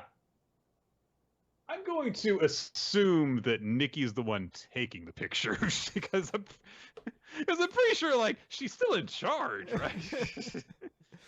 So Sai kind of like sees this as, and they do a nice thing. It's like they immediately hang up the photo on the wall. It's like, oh, that's nice. They're still together in some way, despite being on different corners of the globe. And Sai is looking at this and he's like, oh, a group photo, and he's reminded of something. But we get the details filled in later. So Gen kind of observes the tension between Ryusui and Sai and is like, this is, I feel like I could do a little bit of prodding here to try and get at the core issue underlying between these two. It's time for I, as a master of the human psyche, intrude and gently nudge things towards resolution. And then Chelsea just comes in and is like, hey, why don't you guys get along? Because she has no indoor voice and no manners. So, but Sai says that the picture that they were sent reminds him of the Nanami Corps group photos and how Ryusui and I were always left out, just us. We were the only ones who weren't born to the matriarch of the Nanami family, which I don't know if we knew that before, that they were like from a extramarital affair or something like that. Or if they were adopted or something like that. It may have been brought up at some point and I've forgotten the details over time. So Dr. Chelsea starts to butt in on this, but again, just kind of like, nah, just let him talk for a second. And so Sai explains that, yeah, I was forced to study math, molding me into a useful, loyal soldier, and Ryusui was the opposite because nobody could control him. It's just, how he is. And we see, of course, some shots of Ryusui going, hey, Sai, I desire your power. Hey, let's go and calculate this thing. Let's go. Help me out and do this thing. And, of course, Sai got frustrated over this. And he's just like, Ryusui only ever thought about how he could exploit other people. And so he ran away to India, and when Ryusu came to see him, he was like, "Hey, help me, whip my chess skills into shape." Sai, and he brought the board. He's like, "Hey, come on, let's play." And he goes into Sai's room, and he's just not there. And Ryusu was just like, "Where is he?" And Chelsea, of course, is really upset by this, and she's like, "Oh, that's really stirring." And Sai's like, "What are you talking about? I just told you what a selfish ass my brother is, and how he just constantly exploiting and using people." And Gen says, "Risui just wanted to spend time with you. That's how I feel about it. He just wanted to be with his brother. So all those things that he was saying, I mean, did he ever say, like, order you to Oh, getting a little bit of an internet hiccup there. do the thing?" So Sai is left to ponder this. And he thinks about, the way that Reese would always phrase things to him, and how he was like, and even in the most recent thing that he requested him was, "Hey, we're gonna ship out together, not you get over here and come with me and stuff." Ryusui barges into his room in the present, and he says, "Hey, why don't you whip my skills into shape? Let's play some chess together." And Sai tries to wave him off and deny him the same way that he always does. But he second guesses himself, and he's like, "All right, sure, let's play." And so they start playing, and Ryusu's just like, "Man, you're like unbeatable," because when it comes to logic games like this, you're just a complete and utter master. And as they're playing, Sai's thinking about their relationship together, and as he goes to move a piece, eventually Ryusu catches his hand, and he says, "I'm going to be bored, I desire a worthy opponent to play against on the high seas." And the next day comes, and everyone's loading up the Perseus, and Sai gets on board the ship. And we just get a little message saying Sai has joined the party. And nothing is said. There's just a little bit of a look between the two brothers in Senku, and then they're off. Are they leaving anyone in India? Like, I remember they were going to establish Math City for whatever that was. And I guess it was just finding one dude and be like, this guy's smart enough. Yeah, I guess so. I might be forgetting something, but I was like, I guess those two giant people they found they're gonna rule civilization and eventually become cloud giants, I presume. I don't know what else are they going to do. Well, I guess that they really just needed like the know-how, but then they were like, "I guess we'll just make a computer that'll do this stuff." Yeah. All right, Nick, let's move on to Mashle, Magic and Muscles, Chapter 74, Mash, Burn Dead, and the Challenge to End All Challenges. We get a cool cover spread with a lot of vaporware kind of colors to it. Very cool. Mm-hmm. We also get an opening color page as well, as Lemon is going over Mash's score so far. They basically had him take a couple tests to understand where he's at, and at magical languages, he got 30 points. With magical history, he got 10 points. And with magical potions, he got 3 points. And also magical mathematics. Yeah. Well, we saw how good he was at math last chapter. So, and Mash is just freaking out. He's just shaking and going, So they're like, all right, you've been able to get this far by acing everything physical, but the written tests are actually an issue. So I guess he just really hates studying, and Mash is just like, "I want to go home." And they say, "Don't worry, we'll back you up." And Mash is like, "Dot, you're good at studying?" Dot, with a big smile, is like, "Yeah, I sure am. Studying's one of the easiest ways you can progress towards your goal. I think of it as practice for the real work and do a little bit every day. Plus, it looks good on your record. You don't want to look back on your youth with regret."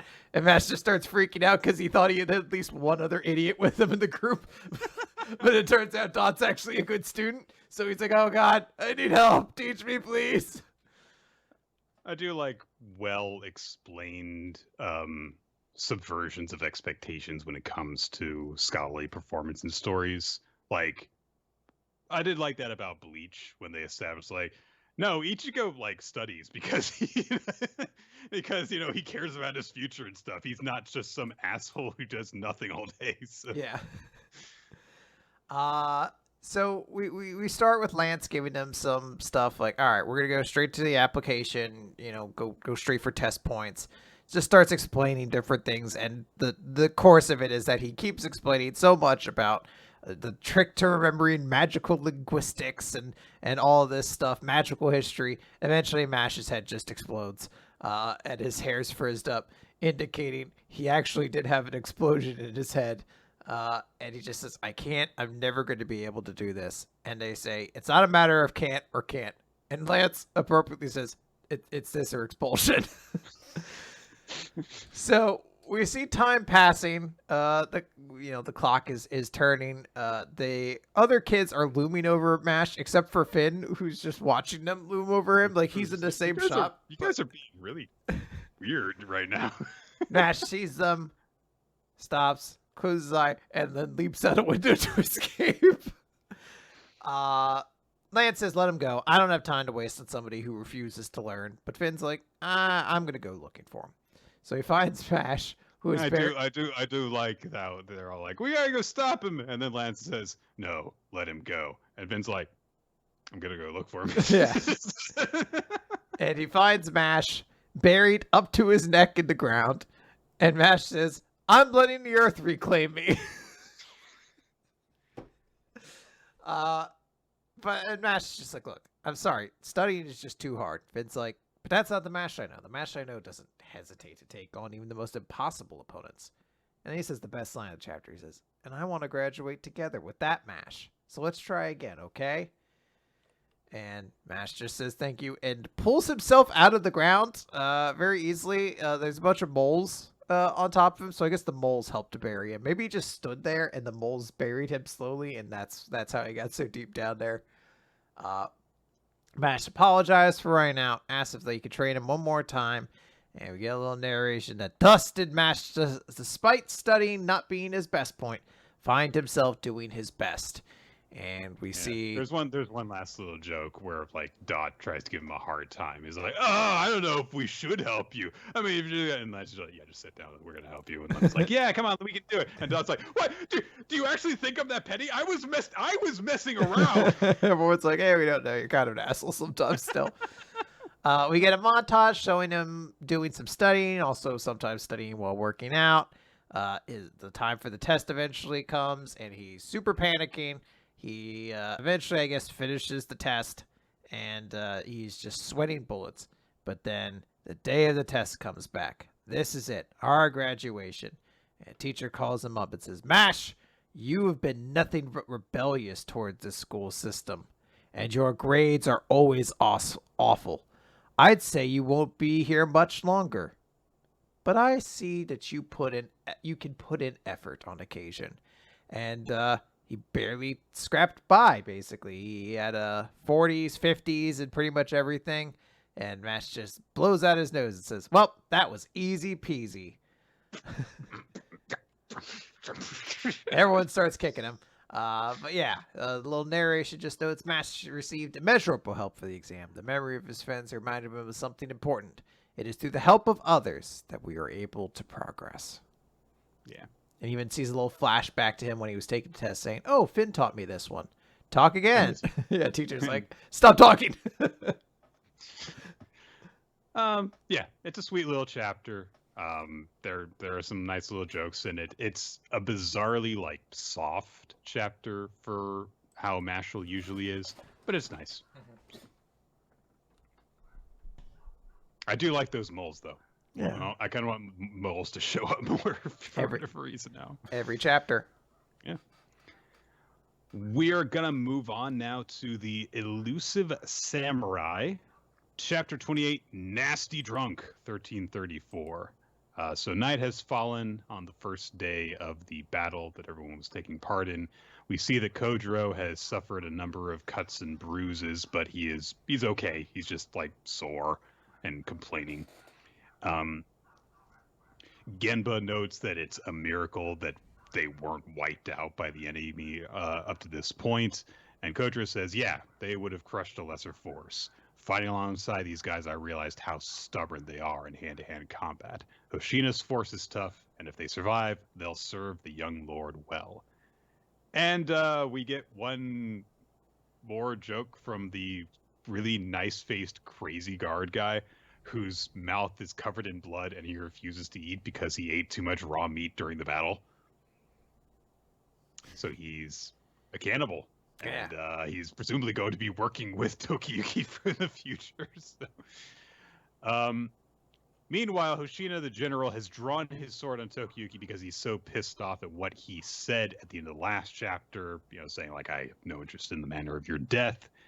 And Hoshina is just like, what the hell are you mean by that? My rage kept me alive today. But Tokiyuki says, well, yeah, but isn't that a good thing? Because you survived. But Hoshina says that it's not a good thing if you survive when not dying when you should means living on in shame. And he's revealed to be drunk. And he's got a bottle of alcohol that he's knocking back and he talks about pride and honor. And he's like, a runt like you doesn't know anything about these kinds of things. And warriors who choose a glorious death are praised by future generations. And that's why I blah, blah. But this all just kind of like fades out as he rants on, and Tokiyuki just loses his patience with him. And Tokiyuki is just thinking about all of the people in the Hojo clan who died honorably when they were massacred, and how little difference their deaths actually made, and how they're ultimately just going to be forgotten by future generations, despite the fact that they died when they were supposed to. And the truth is, most people aren't interested in who dies an honorable death. So Tokiyuki swipes a nearby bottle of alcohol and he splashes it into Hoshina's face. And he just says, are you sober now? And as it sprays everywhere, Hoshina is quiet for a moment and then he lunges at Tokiyuki and tries to stab him. But of course, Tokiyuki is too swift. He dodges away immediately. And Tokiyuki says, you guys are all drunk on the idea of a beautiful death. If you live, you can continue resisting the evil Kakushi and give hope to the oppressed. But dying honorably leaves nothing behind, except those without the power to resist.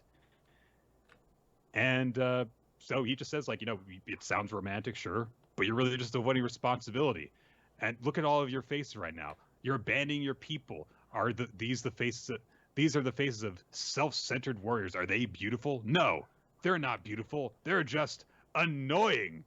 And immediately everyone's faces kind of soften when they hear this, like they're shamed out of like scowling and looking angry and stuff. There's one guy whose eyes are revealed to be very, very tiny, which is made a little joke of because the series is a really rapid fire sense of humor occasionally. But anyway, so everyone notes like he's being like a little more aggressive than normal, isn't he?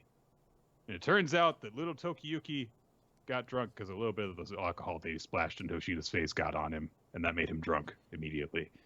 And Tokiyuki, as it turns out, has his own drunken style, which is to attack ass first. Drunken butt style. It's weird, but it is weird in the same way that the series just has been weird in terms of its serious stuff, really weird humor thing in the middle, and then back to serious stuff immediately after without really thinking about it anymore. But this goes on for a couple of pages. Just Tokiyuki starts beating up this guy with his ass. Like it's full on Keijo for a few pages as he just dives butt first through the air. And Fubuki is acting like this is a huge breakthrough. He's like, of course, using his run-away muscles to flee toward his enemy in a gluteus maximus attack. And Gemba just says, that is so dumb. Which I am more inclined to agree with than what Fubuki said. I like this because someone in our Discord pointed out that, like, I want to immortalize the moment where Nick said, wow, the Elusive Samurai is really something special, with the line of someone shouting, first, call off his butt!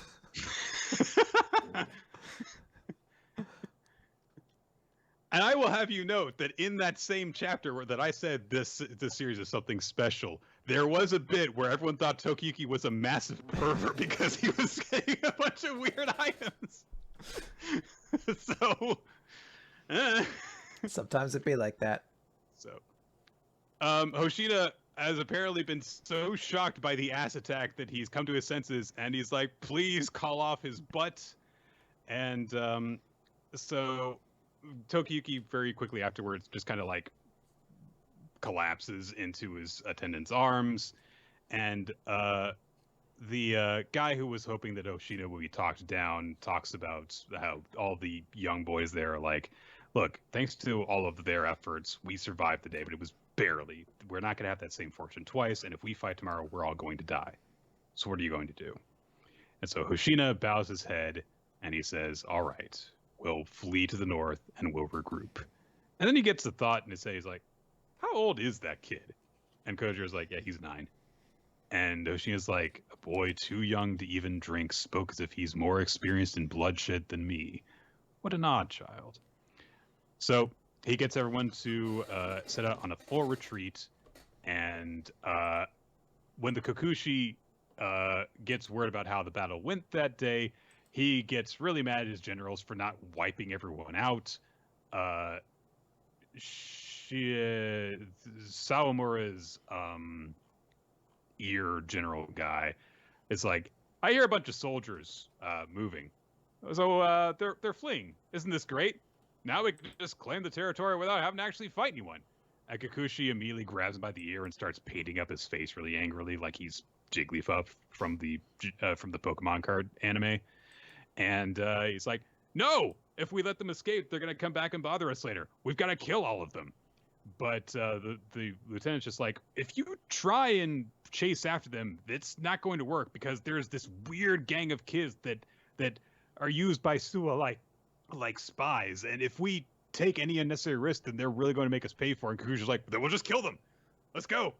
And so he has all of his forces chase after Hoshina's troops and Tokiyuki, who sobers up while they're on the road. And he has a little bit of a talk with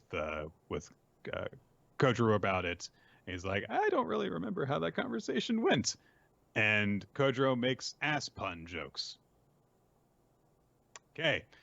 But after that, he says, yeah, when I got irritated at him for rushing to die, it taught me something about myself. I don't want to die no matter what. Instead of killing myself, I should try to live even if it kills me. Because people die when they are killed. And yeah, so. But he says, that might be improper conduct for a warrior. The path I walk is inglorious, but will you walk it with me?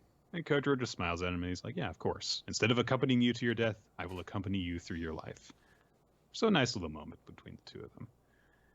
And the Kokushi's forces are swiftly approaching, so we'll, I'm sure, see their escaping battle coming up in the next chapter. So I'm very curious to see how they manage that, because I assume escaping with everybody alive is going to be a pretty difficult task.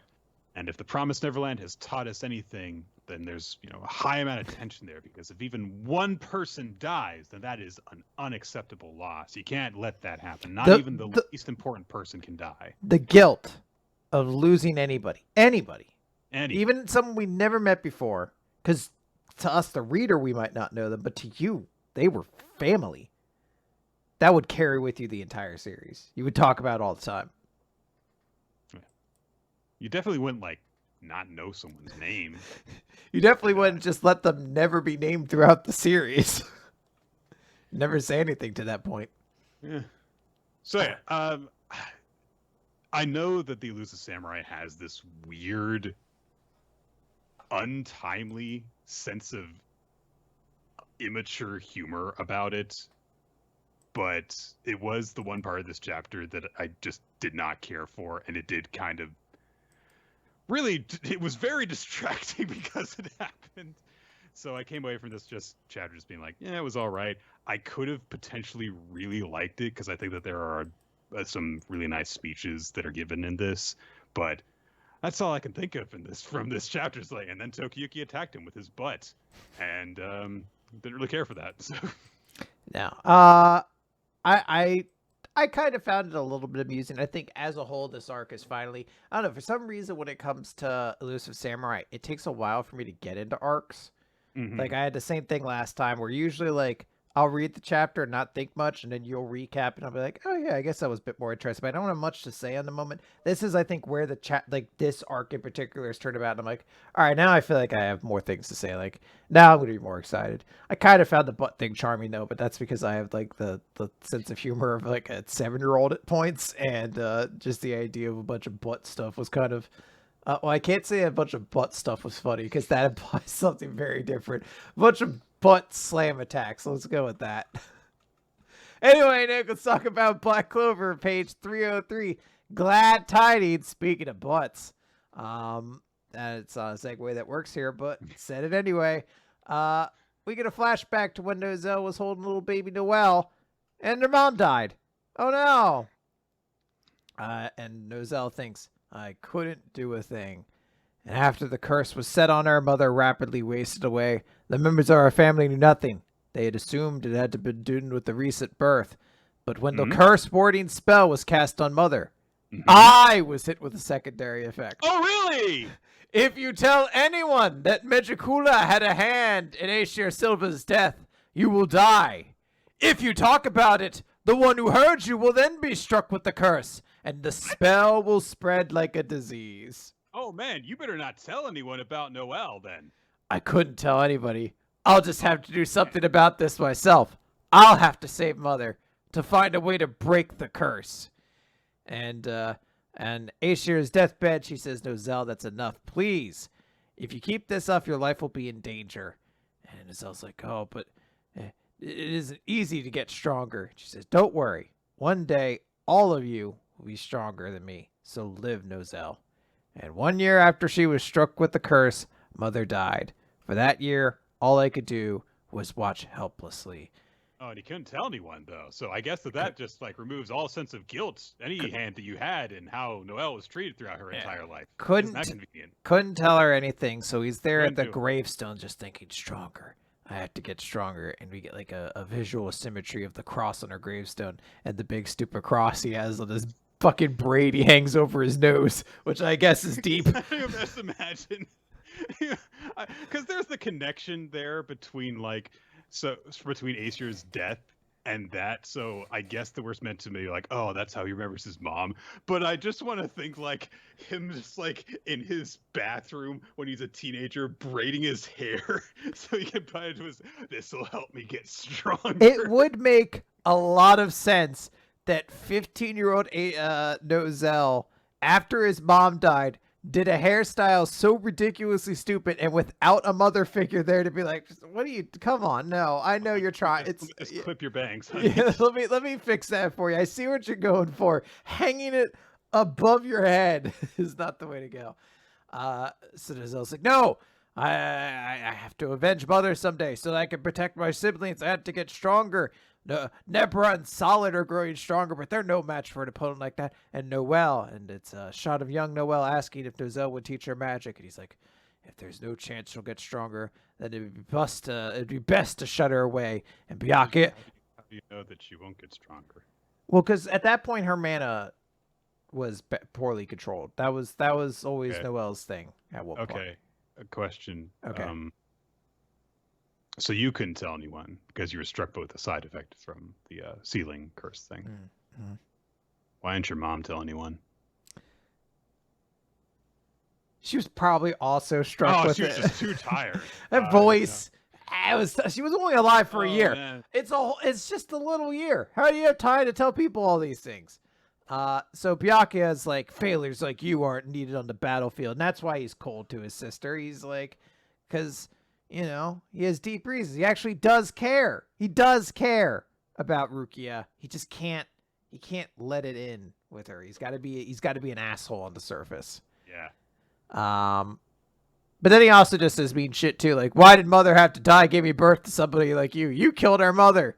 And in his head, he's like, no, I killed her.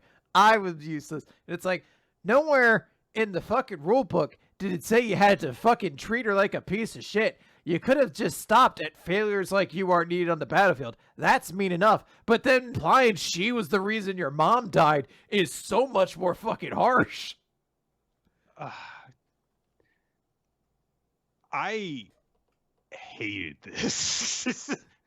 This, oh no, we want you to like Nozel now, so I'm going to absolve him of all the bad stuff that he did. See, he had no choice, guys. Like, no, he did. He really did. And he chose to be a dick. Like, at least you made the comparison to Byakuya and Rukia earlier, and I mean, this is obviously that's just like a very well-known example. This kind of thing has been done in shonen manga a whole lot. The asshole who had good reasons for being an asshole kind of thing. But when Byakuya did that, he owned up to the fact it's like, yeah, I'm sorry that I was like that to you. Like, I mean, I was conflicted and stuff, but ultimately I chose to be that way. So I'm sorry, and I won't do that anymore. And we saw that their relationship improved, and it was constantly showing results after that because he stopped being a dick to her and let her thrive. But there was no thing that's like, well, I couldn't tell you the truth because magic. That's my favorite part. It's the magic spell. Something that maybe if I read back all the way, I could find something, but to this point does not feel like something that was suggested in a text at any point in time. That is like, hold on, he has something he desperately wants to say. If only he didn't have a magic curse on him that prevented him from ever saying that he loved his sister and he was just trying to protect her. Anyways, we get more. I gotta get stronger. I should become the Wizard King. I can't die now. I have to be stronger for what's bound to come. And Nozel just says, right now I give my thanks to everyone present. For at last, we meet again! And he says, this is going into this attack. And he shoots a bunch of mercury rods at Megicula. And she's like, oh, what? I touched you, but is this what all it is? I'm sorry, but we devils don't possess that sort of emotion. We don't care for all your nonsense. And it's Aesir. I don't know where she said this. I guess she said it to Nozel at some point, but it's very specifically in reference to him and Noel, because she's like, you have the strength of steel and the flexibility of water. And he's like, don't think you can block this. And she's like, oh, my blood is fizzling. The steel has gotten inside. Something happens. This art is fucking incomprehensible to read. It's well done, but I have no idea what's happening. I can't even tell what's Megicula at that. I guess it's her heart that's left there. But see, Chris, when you get inside someone and reach their heart, you can just do anything to them. It doesn't matter if they're the Hulk. You can just make their heart get really big, and that means he explodes, because that's how hearts work. By the way, What If Episode 3 is really stupid. So oh, I forgot there even is a What If Episode 3. I forgot there's a new episode. What is the What If? What if all the Avengers just died? Oh. All right. Fuck. It's really dumb. Is it the zombie episode? I know there's no. All right, it's just a separate. No, it's even dumber than that. All right. Does Ant-Man at least jump up Thanos' butt and explode him afterwards? No, he jumps up everyone else's butts and explodes them. What? Hank Pym goes crazy and kills all the Avengers. All right. So he just says, but Megicula, I guess, is like, but even then, you can't destroy the heart as a supreme devil. I did spoil that for everyone, but sorry, but I was so upset by that. Megicula is just like, you can't destroy my heart. And Nozel's like, I suspected I was wrong after all. I shouldn't have shut her away or kept her out of this, because we needed to go stronger together. Noel, in her saint stage, cuts open the heart. Boom, the humans who refuse to give up beating you, Megicula. And Megicula says, it appears I misjudged your true strength, humans. And she even thinks to herself, I was wary of them because I thought there was no way I would lose to humans. Is that why I let myself take an interest in the power of their emotions? And I guess Aesir from beyond the grave thinks, you two have grown really strong, and I would like to say that shot is nice, but it just reminds me of the fact that Noel has no pants on. Nothing. Yeah. It is a really awkward shot. She wears less clothes when she's in the Valkyrie form than she wears without it. 'Cause we Where saw do the her- shorts go? I don't I don't understand. know. I would just assume the shorts would have been underneath her skirt. But as this and several other shots have shown, no, it's not. Also, from all shots we've seen, presumably no underwear either. It's one of those things where you're like, that doesn't feel like that should be the case.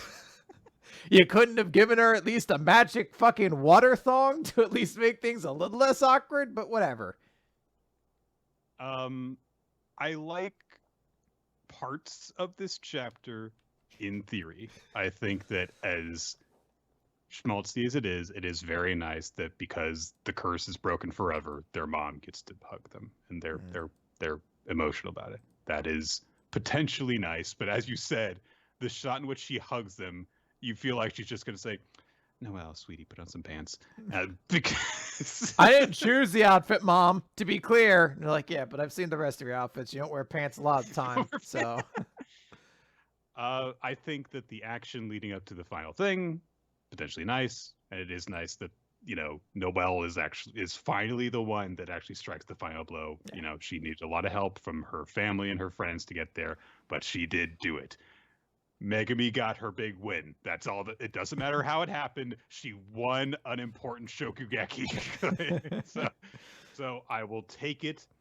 The whole thing with Nozelle's backstory is such a gargantuan cop-out to completely conveniently free him from responsibility for the way that he treated his sister in a way that does not. Because yes, as you so succinctly put it, he still didn't have to be an asshole to his sister. He could have been much more ambiguous up to this point. This series is over 6 years old at this point, and we've had a lot of Nozelle. He hasn't shown up a whole lot, but he's shown up enough times, and like about halfway through the series, he was magically just like treating her a little bit better. But it was because she was useful now, and that does not speak very well to him. It would have been more satisfying if whenever something came up about people blaming Noelle for their mother's demise, if he got like really weird about it. Yeah. But instead he just went along with it. And you would think that for something that he literally has dedicated half of his life to getting revenge, that he would not just go along with that he would just have some sort of big emotional gut jerk reaction to whenever that topic got brought up. It's like, oh, you're the reason your mom died. He's like, you shut the fuck up about that. Like, don't talk about that. I could understand, like, all right, he was a kid when it happened. He's bearing all this guilt. He doesn't respond to it the best way. But it is something where you're like, yeah, your fucking other siblings weren't under the fucking curse, though, and they treated Noelle like shit, and you as the older brother had some measure of responsibility to protect her to that degree. Like, you could say, like, oh, well, I was trying to protect her. I was like, yeah, I get your twisted way of being mean to her to try to demotivate her from ever getting onto the battlefield so you can protect her by proxy or whatever. But your siblings were also just as shitty to her. Like, you'd assumed if he really cared about Noelle that much, he'd been like, look, I could be an asshole to her. I can't say why. Some fucking magic curse shit. But you guys can't. Or at least something. Like, it's just one of those things you're like, yeah, none of this fucking adds up. Like, which is a shame. I know. I'm sure. I mean, this makes me strongly suspect that this was not the plan all along, which I'm not going to use that as a knock against the series because so many Shonen Jump manga, a lot of storylines are just kind of like half improvised, I guess is a way of putting it. Like, you don't have necessarily the entire story done when you first begin the manga. So plans with Nozelle probably changed at some point. You can't just magically go back and change the way that he behaved towards her. I'm just saying that this explanation is too clean for what we have seen from him and does not properly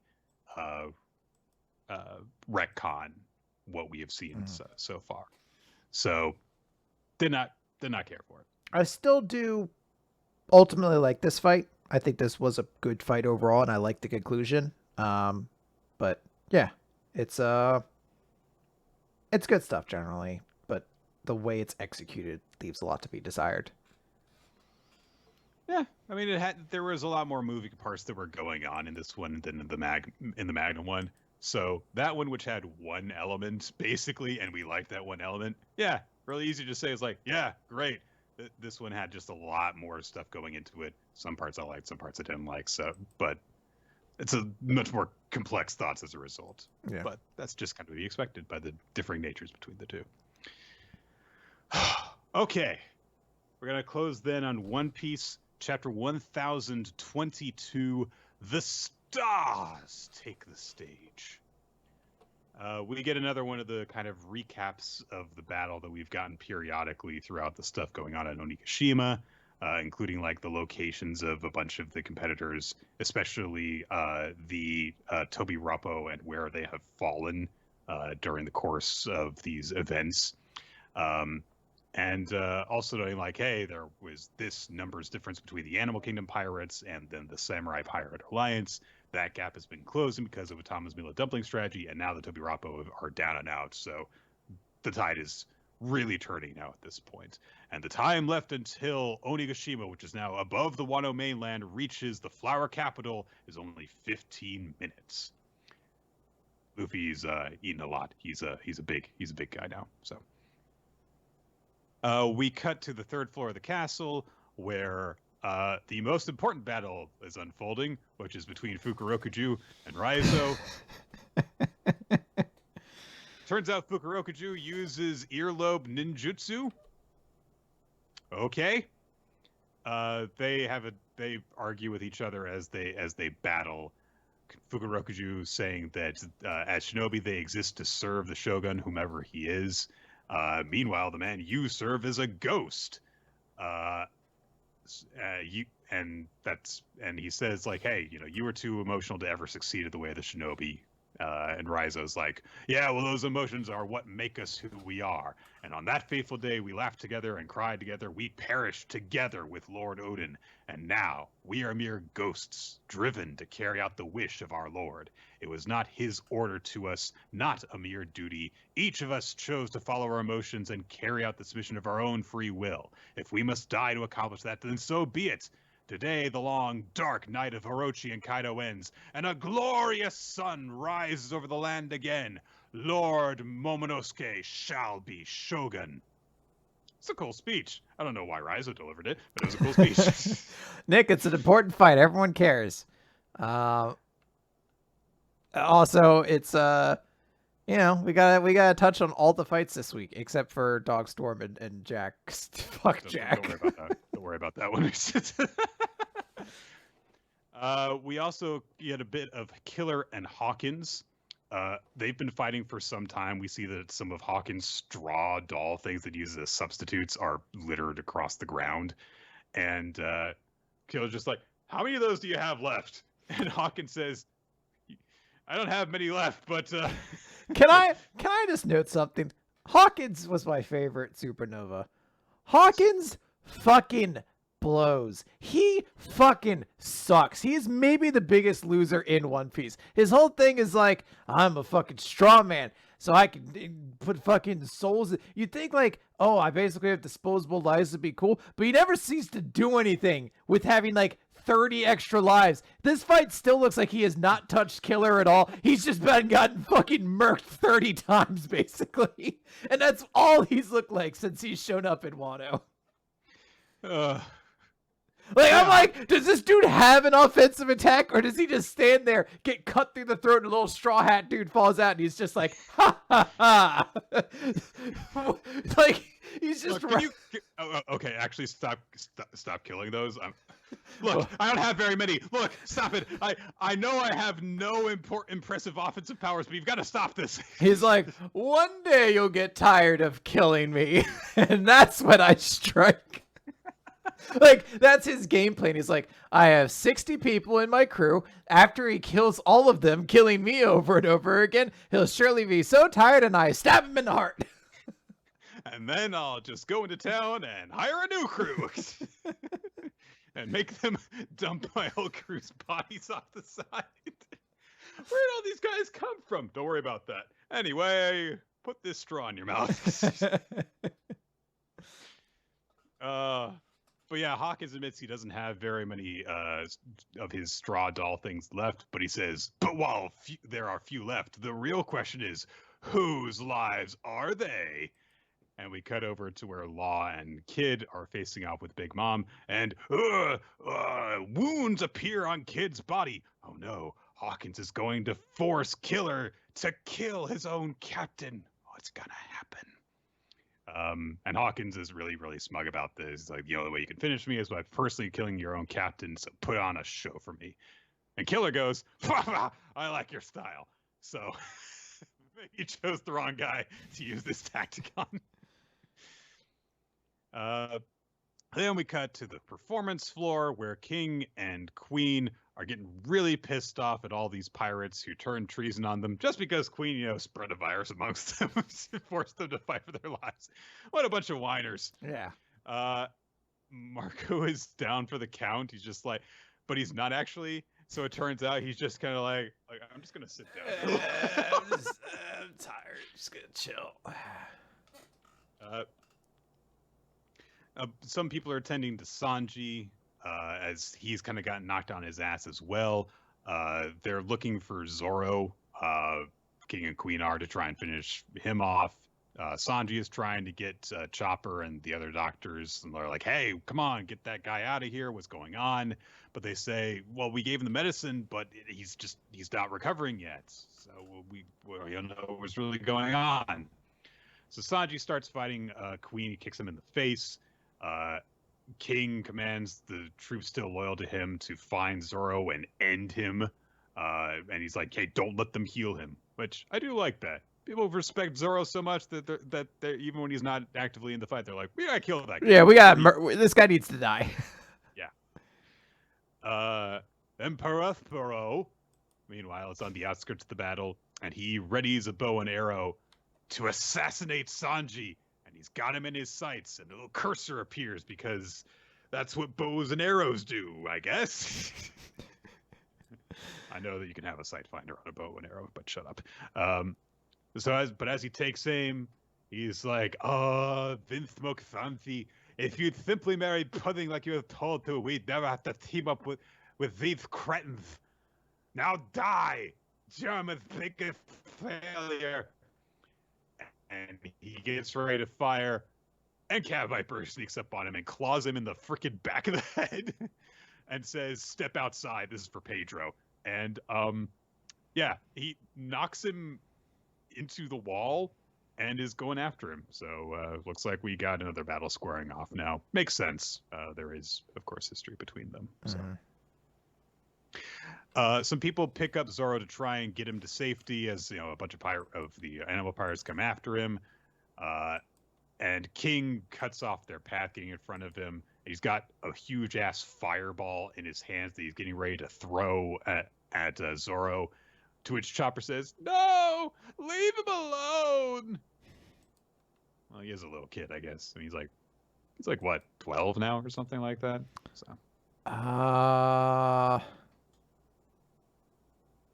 Fuck, how old was Chopper supposed to be in the time skip? Somebody was 15. He was supposed to only be like... Well, Luffy was like 16, wasn't he? When they started off? No, Luffy was 17 because it was Luffy, okay. Nami, Zoro was 17, 18, 19. I think he was 15. And then after the time skip, now he'd be 17. Oh, okay. Anyway, so Marco does a thing. I don't really know what, but he's back. He finished his nap, and so he gets in the way of the big fireball that King launches. And Marco says, "I know of some exposition I can give right now."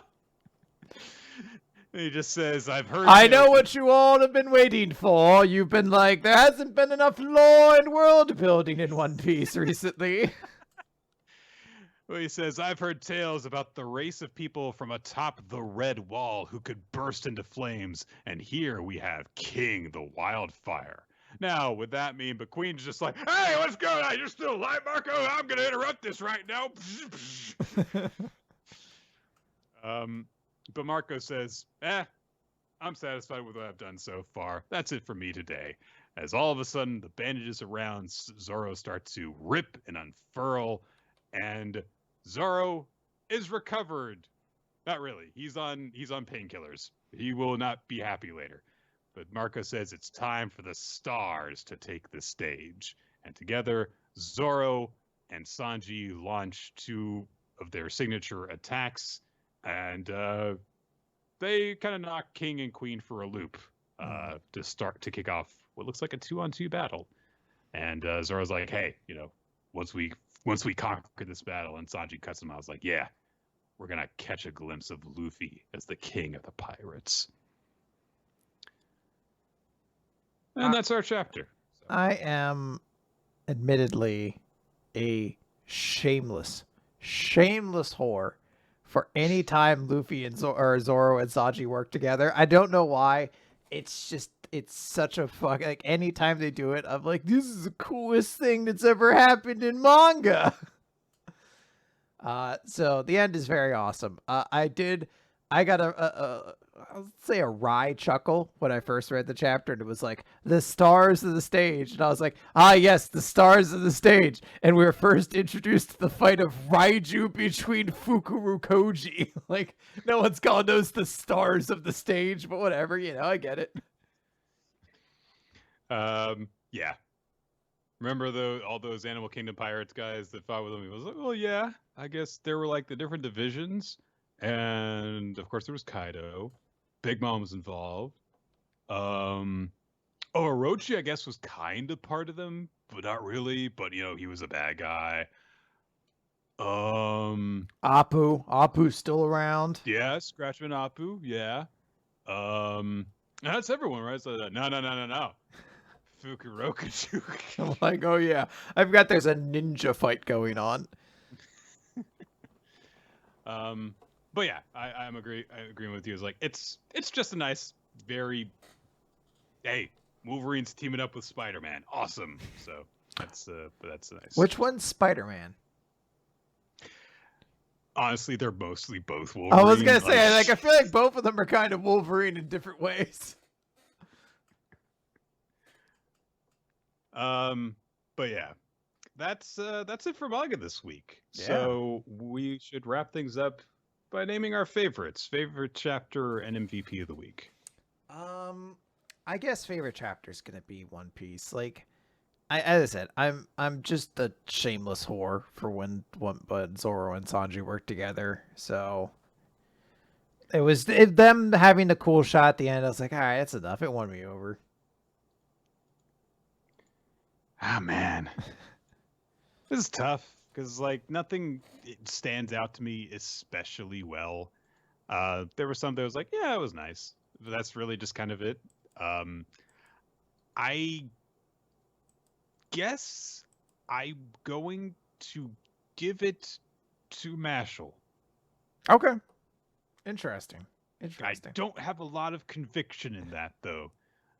There are a number of different ones where like, well, that was nice, but I had this problem. This was nice, and I had this problem. Mashle was just like, that was nice, and that was funny, and I don't really have any problems with it. So I guess that's the winner. So.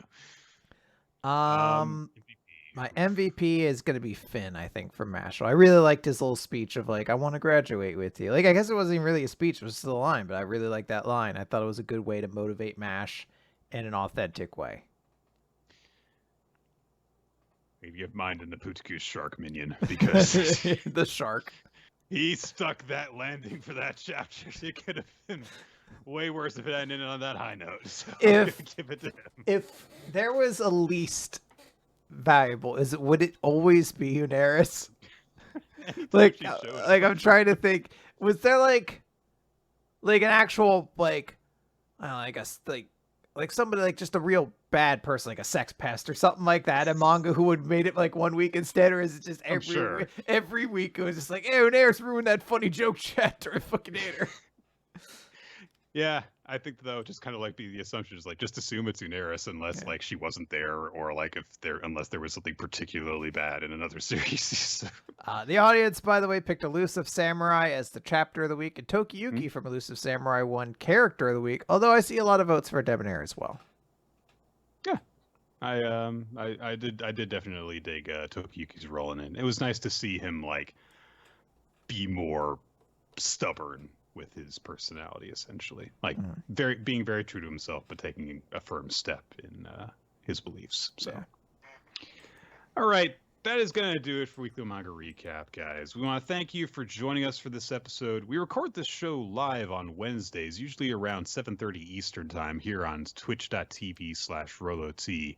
But to stay updated on exactly where we're going to be recording the show, you can follow us on Twitter. Your hosts are at RoloT and at Nick F. Time. The official podcast account is at WMR Podcast. Give us a follow, and you can find out exactly when we're going to start the show, which also will be sent out to the Discord server if you join that, with a wonderful community that talks about the recommendation that we're going through, the weekly chapters as they come out, and there's just general hangout stuff. There are bi-weekly gaming nights as well.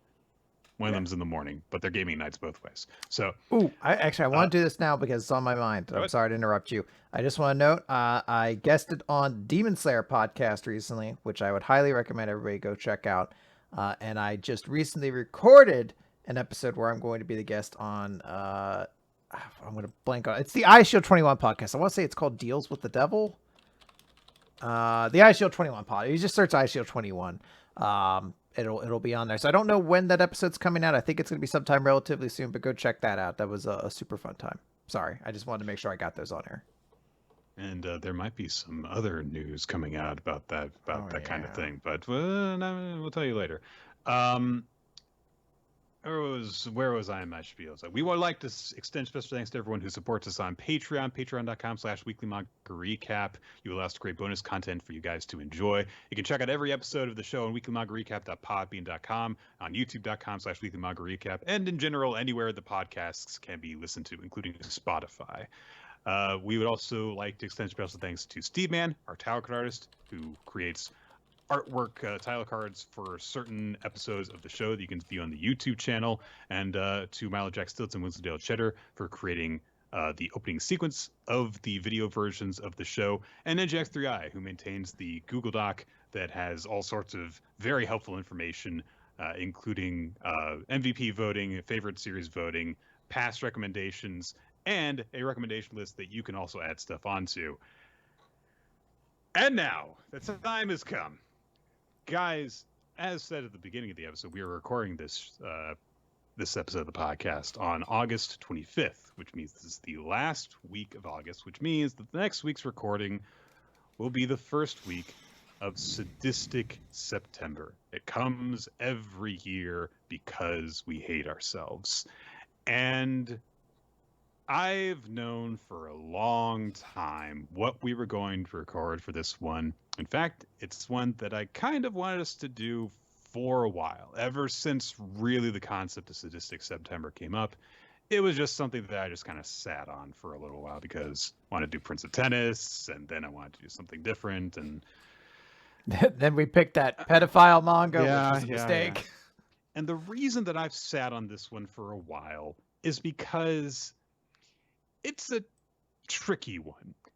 It's one that I wanted us to do, that we need an excuse to do it because it's a very long series.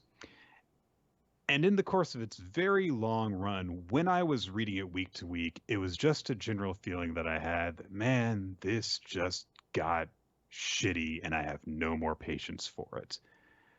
It's not going to turn bad all at once or from the beginning, I don't think. Maybe as we re-examine it, it'll turn out that I'm completely wrong. And it was just always worse than I thought it was when I read it over 10 years ago. We are going to be reading Kenichi the Mightiest Disciple, aka History's Strongest Disciple, Kenichi. Jesus. Strap in. This thing's like 500 chapters. So nothing like reading a scant 10-year-long series in a month. Yep. All right. Well, let's get going. I got to start reading it now. Yeah. Yeah, so do I. All right, bye everybody. That's it. We gotta start reading.